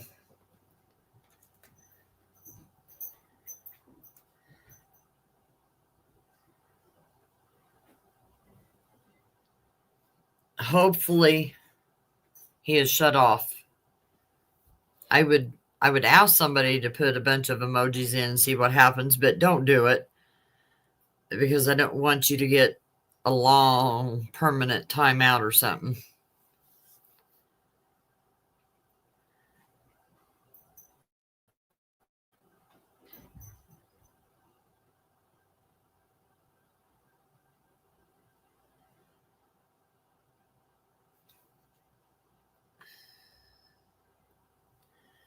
He stole that money from Kirby. Everything that he had was worth anything was Kirby. Yeah.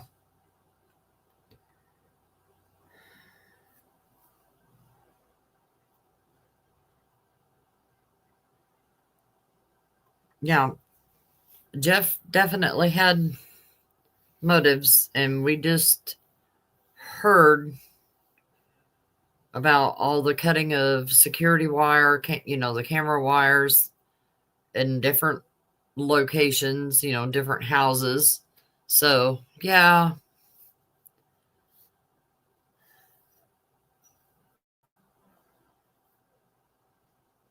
Oh, you're welcome, Carolina, for what I don't know, but you're welcome.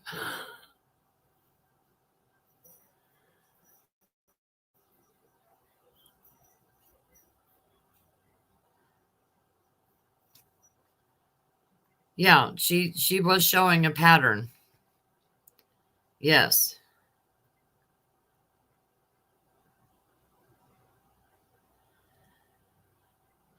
I don't know. I don't know about that.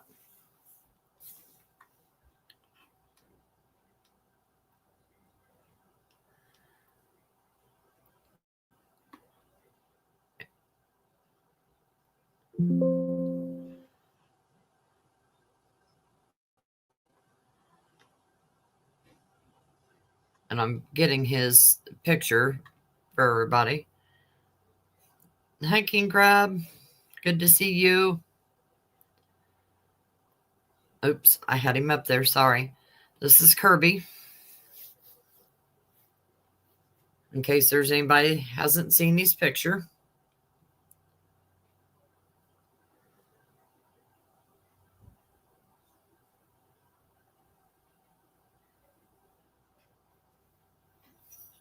That's who we're seeking justice for.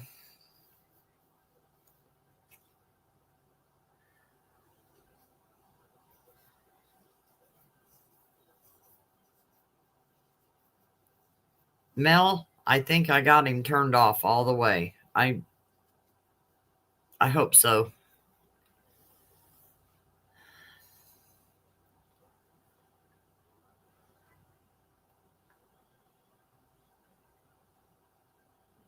I don't know.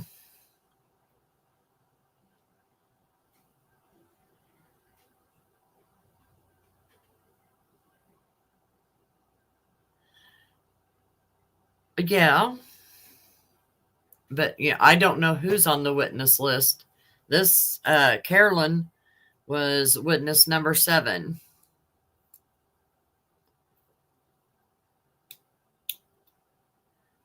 No, this is not the husband to the lady on the stand today. This is the husband to the lady, or the boyfriend to the lady that was on the stand yesterday, named Caitlin.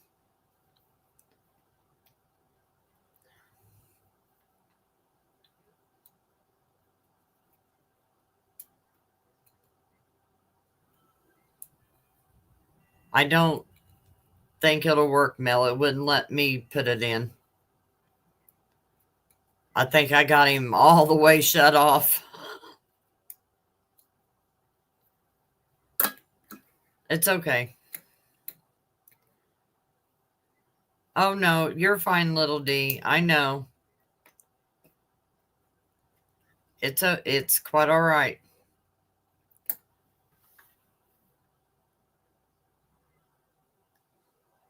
No, we get it.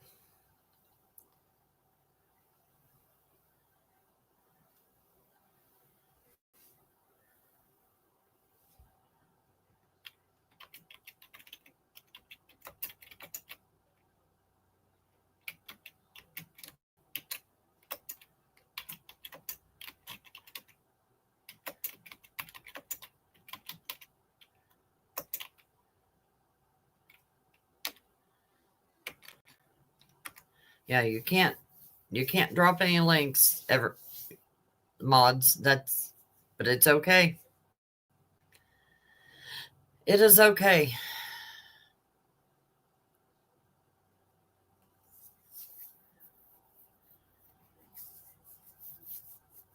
We'll figure it out. I don't know.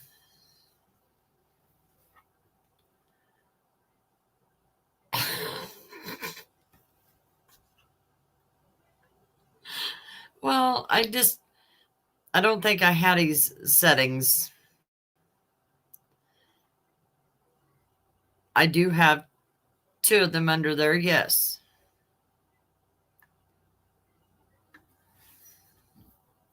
Or they should be there. That one's there. No, you're fine, Mel. You're fine. You just can't use the commands because, yeah, he's completely down.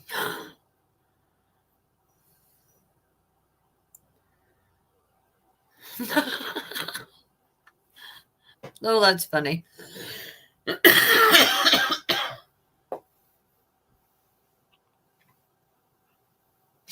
Well, it was getting on my nerves.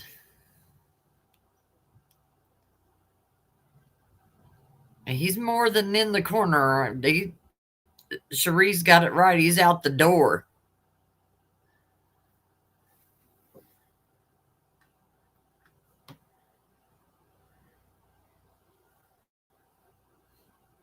Probably.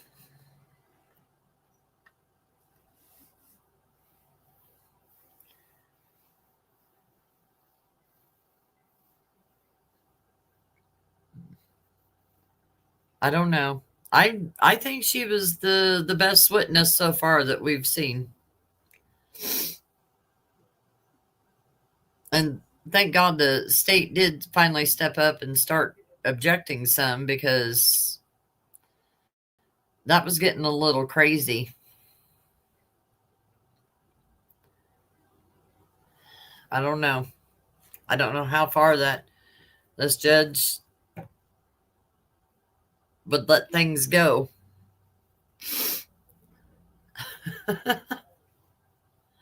I don't know.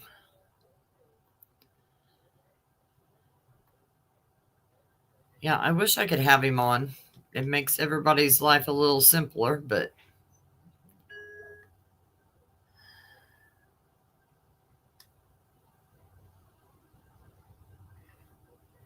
I don't know.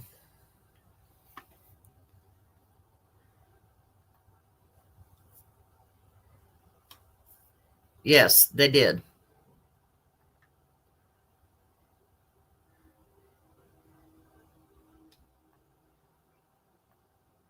Oh, I know, Mo. I think you'll get a kick out of it. It might make you angry.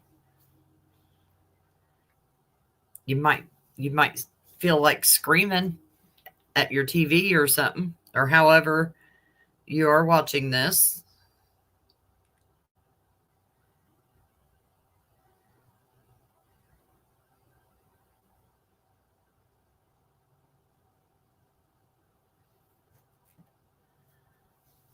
You hope the jury sees him for what we see him for now. Yes, it does paint a good picture. You're right.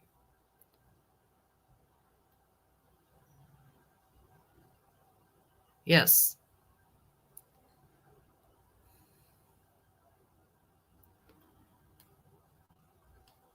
I mean, we heard some controversial testimony yesterday, but we don't know. But we don't know. We just don't know. We know the evidence was found in Virginia in a storage unit, and it was believed to be Kirby's stuff. Yes.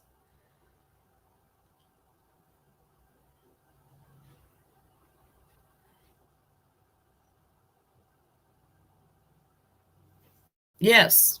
She so far she is. Yes.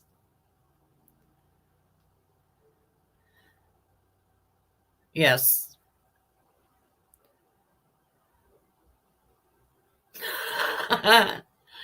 Yeah, down and out.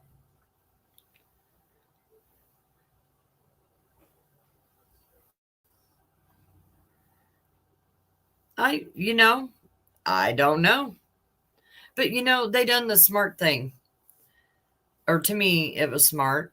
They've made sure that they're not per se identity, but like she said, their location and stuff. They made sure that that's all private. Nobody there is going to know where they call home.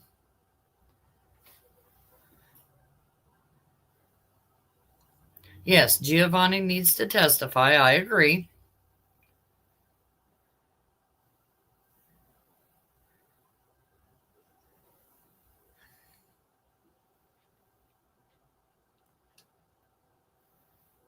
They are.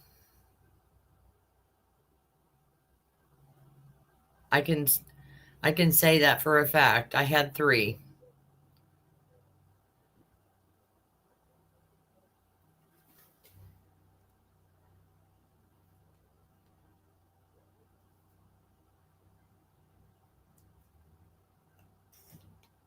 I gotta turn this back up.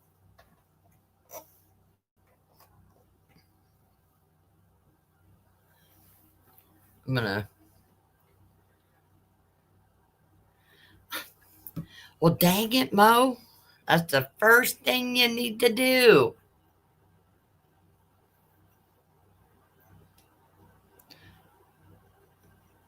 I'm gonna see about cracking my.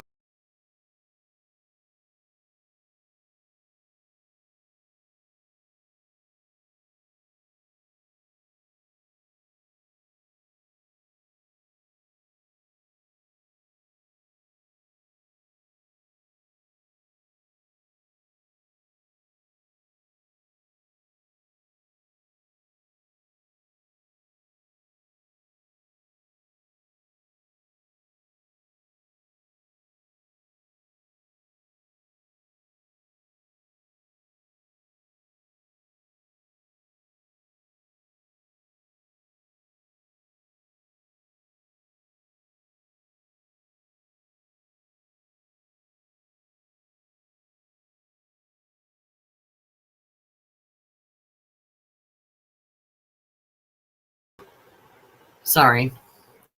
I just wanted to open that window, and I think it was somebody that was mowing, so you may hear a lawnmower, but oh well, that's life.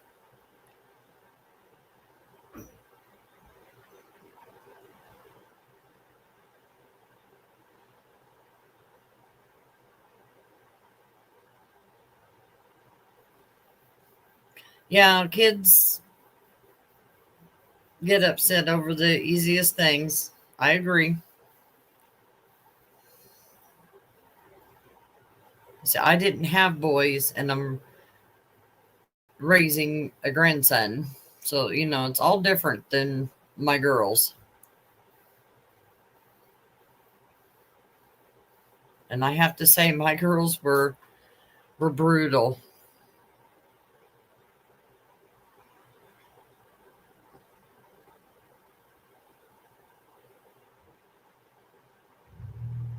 Yeah. See, I'm not the only one. Girls are definitely harder.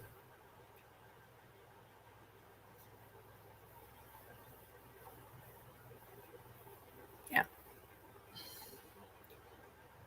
Yeah, if you have little ones, make sure you've got the kids' YouTube. And make sure you've checked those parental settings.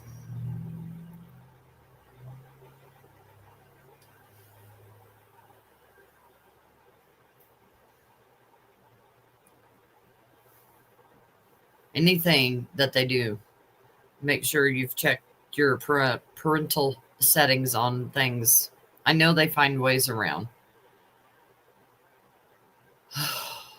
Yes, I do know that, unfortunately. You know, I don't know what's for lunch today. My husband went to the store for us, and my grandson had ate all of the frosted mini wheats before I even got a bowl. So he bought another box, and I got a bowl. So I'm not hungry right now.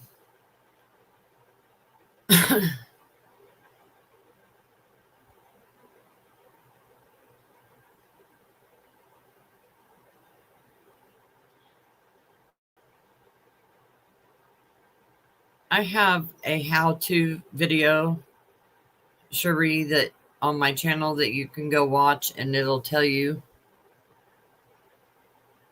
where to locate.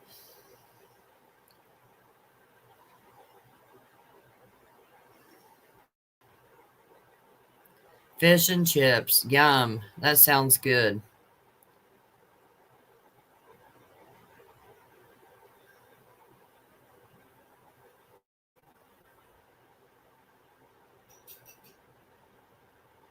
Right.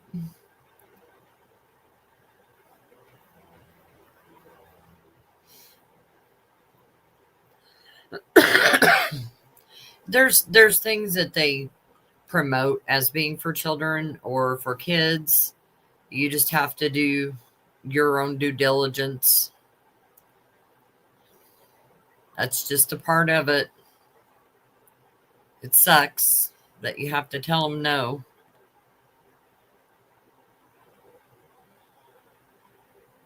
Is this the longest 10-minute break that they've had?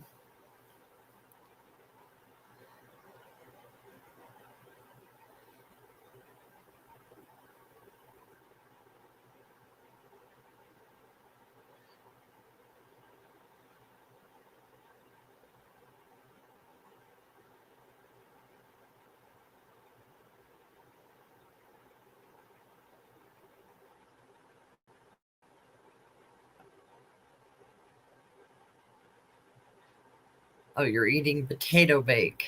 That sounds good.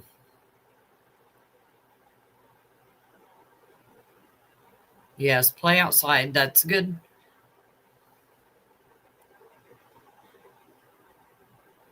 Yeah, I would eat the cabbage part. I can't have the shellfish, the seafood.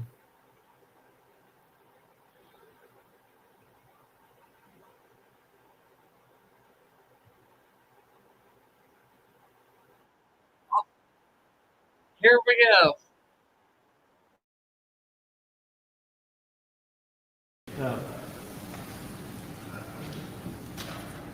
11 o'clock.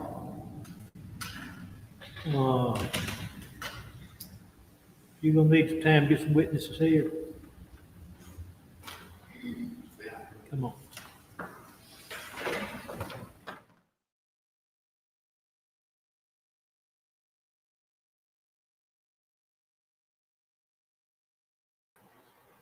While they talk amongst themselves right there, since the state has rested, I'm going to work on the spinning wheel. So I will be here, but I'm going to work on that so we can spin the wheel and Name the spider.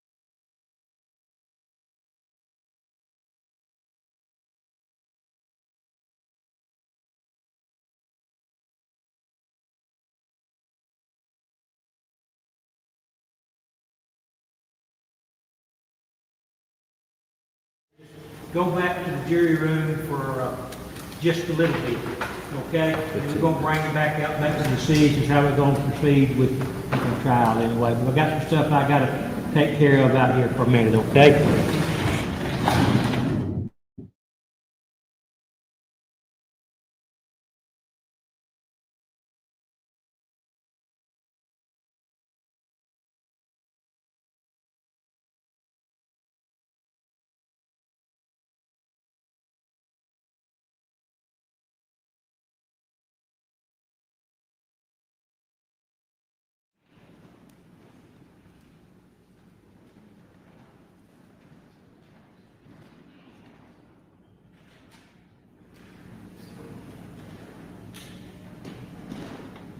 All right, I believe the defense will have a motion at this time. I do, Judge.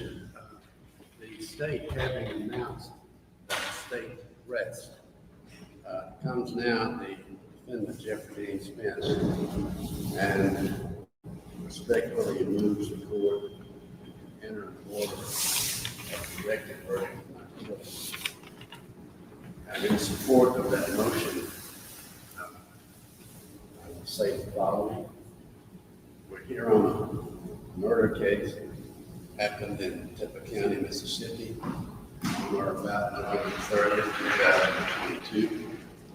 And the question remains after the government has had all week to put on evidence. The question still remains: who killed Kirby Carpenter?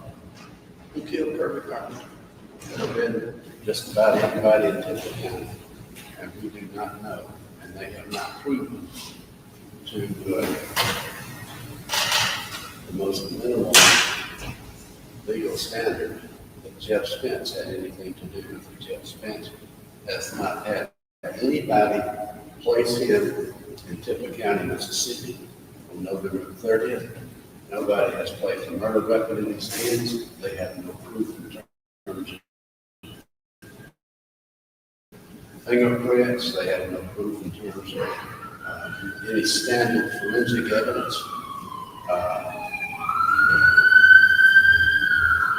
And the question remains, as outstanding, who killed Kirby Carpenter?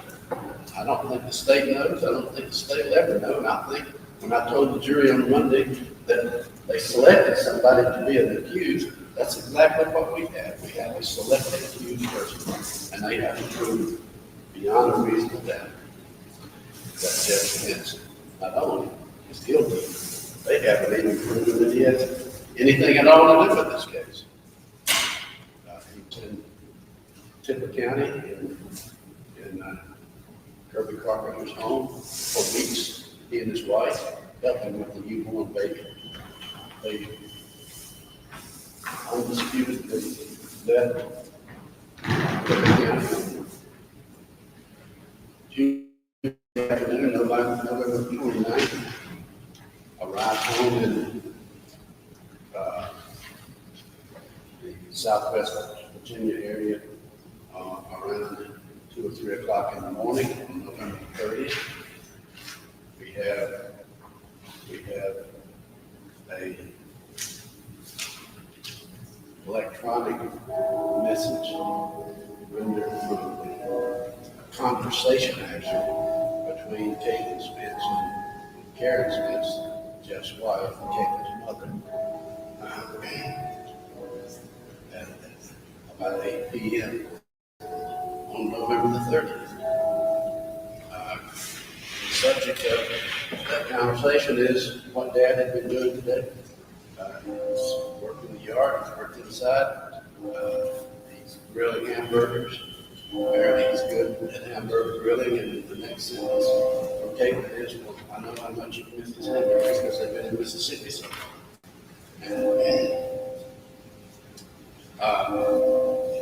The conversation is obviously about Jeff Spence, and he just got up from a nap and worked hard all day fixing hamburgers for supper, for dinner, because that's in response to Caitlin's question, what are y'all having for dinner? That place is, he's not cooking dinner at Kirby Carpenter's house, he's cooking dinner in his own house in Virginia. There's just nothing to tie him at the operative time here. He didn't cook dinner in Virginia around 8 o'clock and kill Kirby Carpenter at 7 o'clock. It's just not possible. It's too far. It's 800 miles, 10 hours. That's the truth. Other proof is like the trash we just got through hearing from an estranged daughter full of animosity and hate. Doesn't mean what she's talking about is 10 years ago, not now, not 2022. And other than her, they don't have any witnesses that ties to the property, ties to the deed, ties to anything. Ties to this case. It's a case that merits not going to the jury, and I'm asking the court to give us a directed verdict. All right. I'll hear from the state. Yeah, we, state submits that we prove the case. Court obviously has to take this in the light most favorable to the state. And we've had testimony that contradicts everything that Mr. Hill has said, primarily through Caitlin, who had a conversation with the father, where he admitted to her that he killed Kirby Carpenter. Not only that, but we have Kirby's property in his possession, custody, and control. And, you know, taking all the proof in light favorable to the state, with all the testimony that has occurred, the investigation, the witnesses that have taken the stand, this man stands before the court as the state has proven each and every element of the crime. All right. Every time I have a criminal trial, I make me a checklist of what elements there must be proof of, and I've done so in this case. I think the state has made a prima facie case as to meets all those elements. They've ID'd the defendant, they've established venue, they've established that Kirby Carpenter was living, and they established that Kirby Carpenter died, and when that took place, it was a result of a shooting, and there's evidence of a robbery had been set forth, and I'm going to deny your motion for a directed verdict. There's been some evidence on every element of the crime charge, and it'll be up to the jury to decide if that some evidence is enough evidence. And we will, that'll be a jury to make this determination. Do you need a minute to, y'all talk and decide how you want me to proceed as far as the defense case, okay? We'll do so right now. Do what? We'll do so right now. Y'all do that now anyway, okay?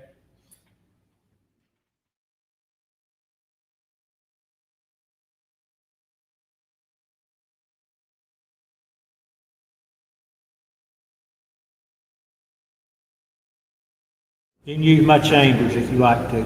Well, I think we have. Wherever you want to, y'all just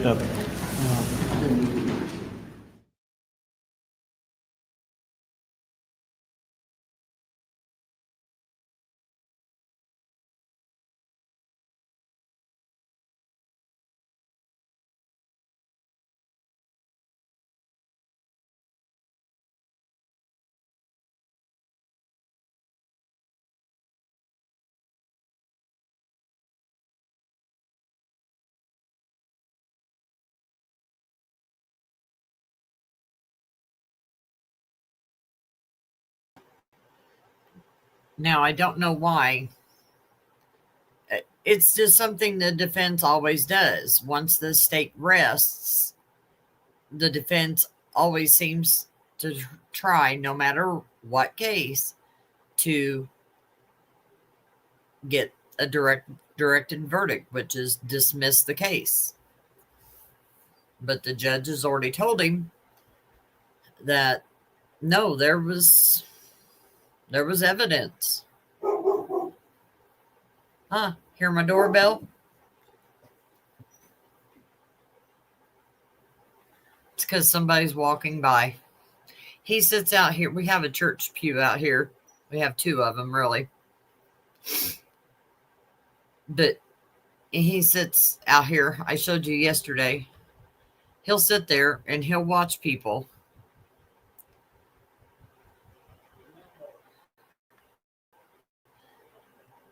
Oh, yes. Gotta love them doorbells. Let's see if he pulls up.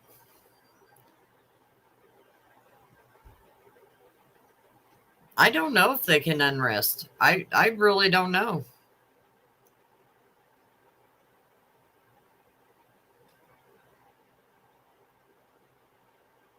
That I've never seen. What they went back in chambers for, I don't know.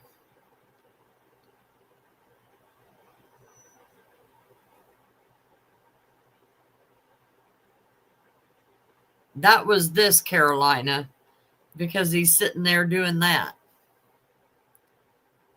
I showed you that yesterday. That's what he does. If he's not laying on it, laying down out there, he's sitting there watching the world go by. Oh, thanks, Monty.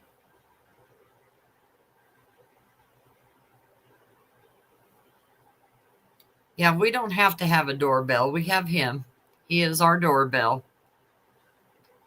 Yes, Jennifer, he's big. He's over 100 pounds.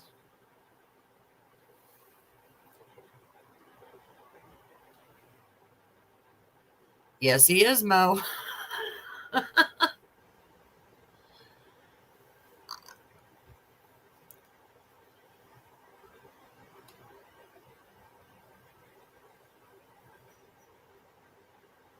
Is Water Rock.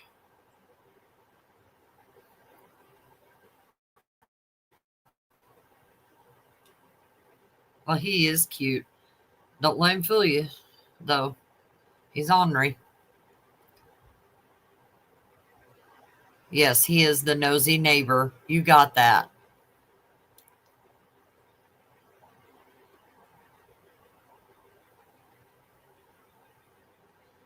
He's a mix. We know partly Cane Corso. We don't know exactly what the other part is.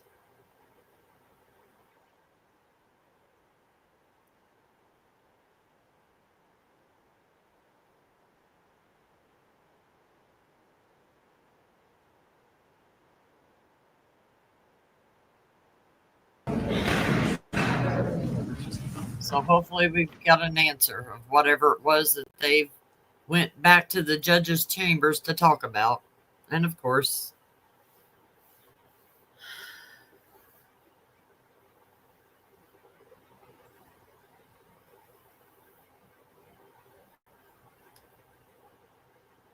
oh, Ruby.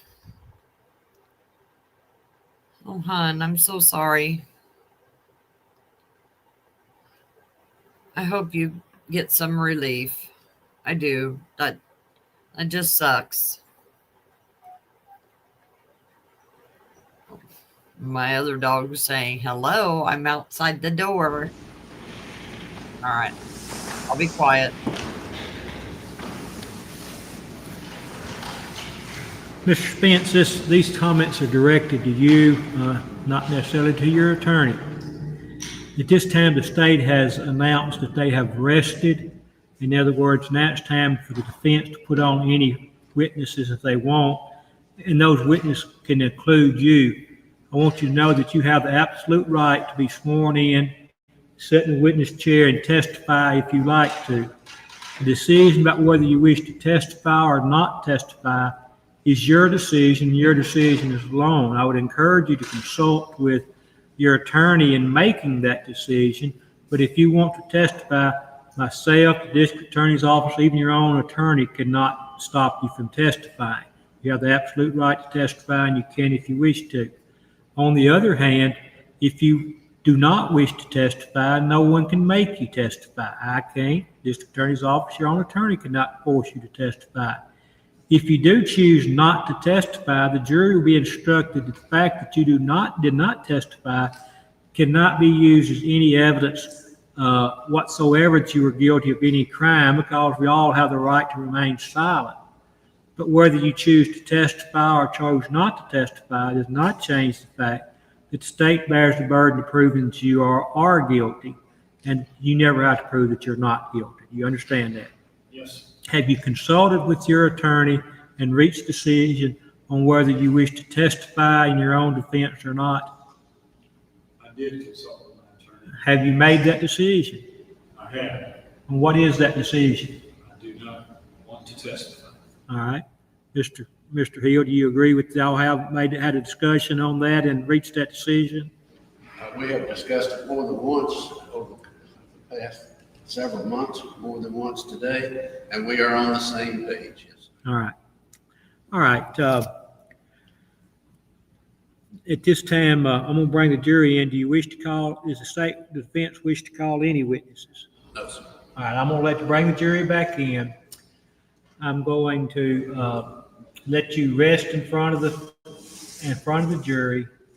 And I think we've all agreed that we've got a lot of stuff to do on jury instructions and preparing closing arguments. And I have caught us a little, I think all a little about surprised how fast we've wrapped up here today anyway. I'm going to excuse the jury until 9 o'clock Monday morning. We'll come back then, have jury instructions ready, be prepared for closing statements and begin deliberation, okay? We'll talk about how long, let's talk about jury instructions after, let's talk about them shortly, then go to lunch and then come up and finish jury instructions after lunch, okay? All right, show the jury in.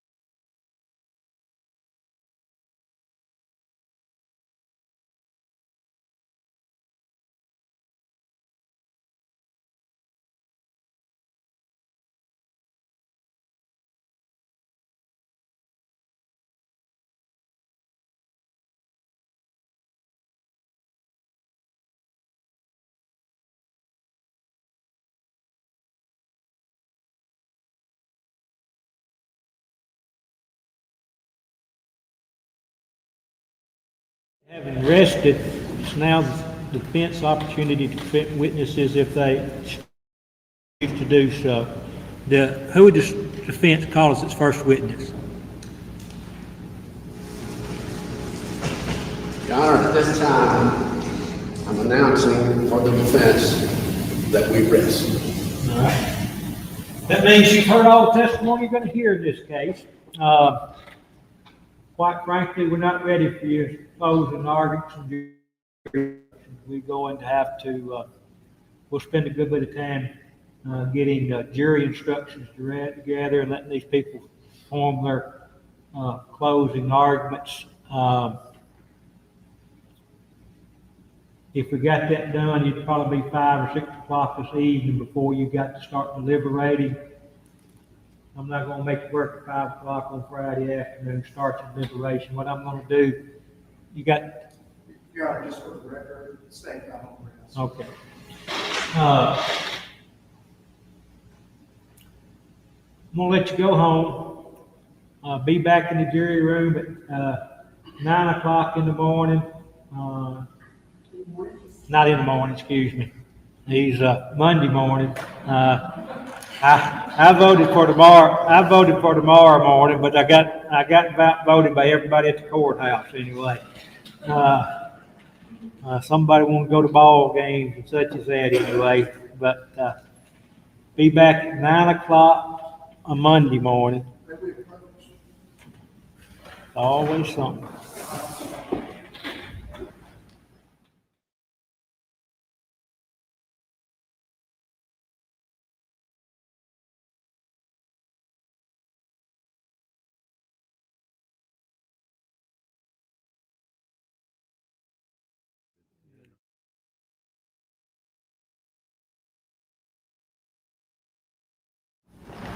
I'm gonna ask to be back in the jury room at 9 o'clock Monday morning.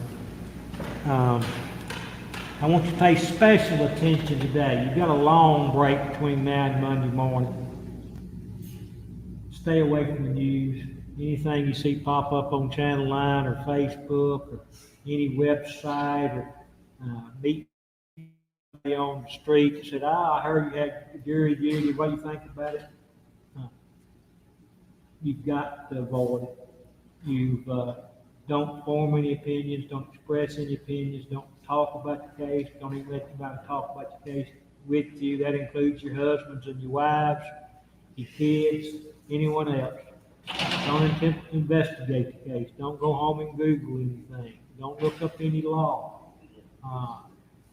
Just leave your mind just like it is now. Know what you know when you come back Monday. Know what you know right now, not anything else. Don't think anything. Just keep your mind. Keep away from anything. And I know I can count on y'all to do that. There's 3 of you. There's alternates. I'm going to ask y'all to come back too, because if one of the original 12 were to get sick over the weekend, I need you there as backup still anyway. Y'all, I'm gonna let you go out. Nobody at the jury I don't have any reason to think, suspect in any way that anybody would try to contact you about your jury service. If they do, you let the court know about it, okay? Thank y'all. See y'all Monday morning.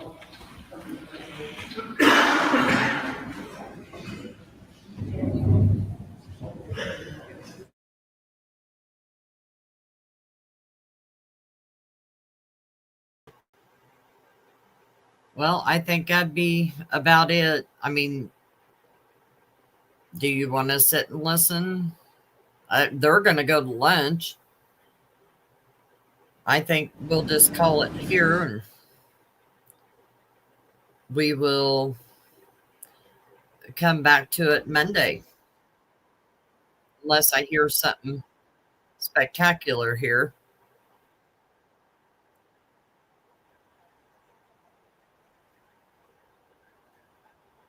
But I think they're just they're letting the jury out and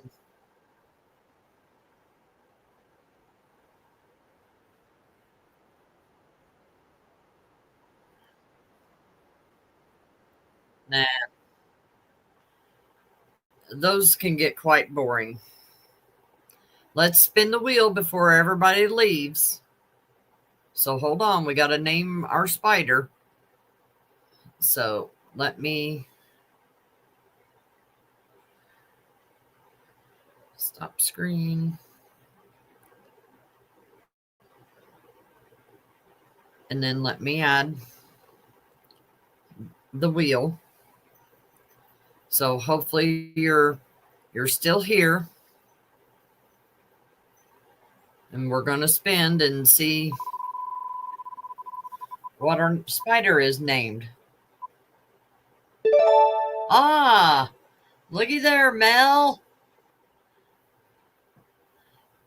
Ara.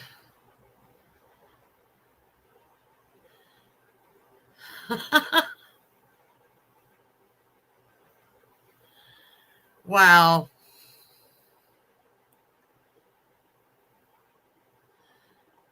So now the spider has a name.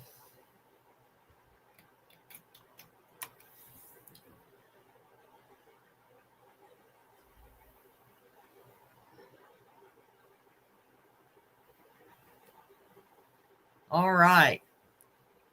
Well, thank you guys for submitting your suggestions. We had quite a few. I didn't think I'd have very many people wanting to decide a name for the spider. So thank you. And with that, yes, R is for arachnid.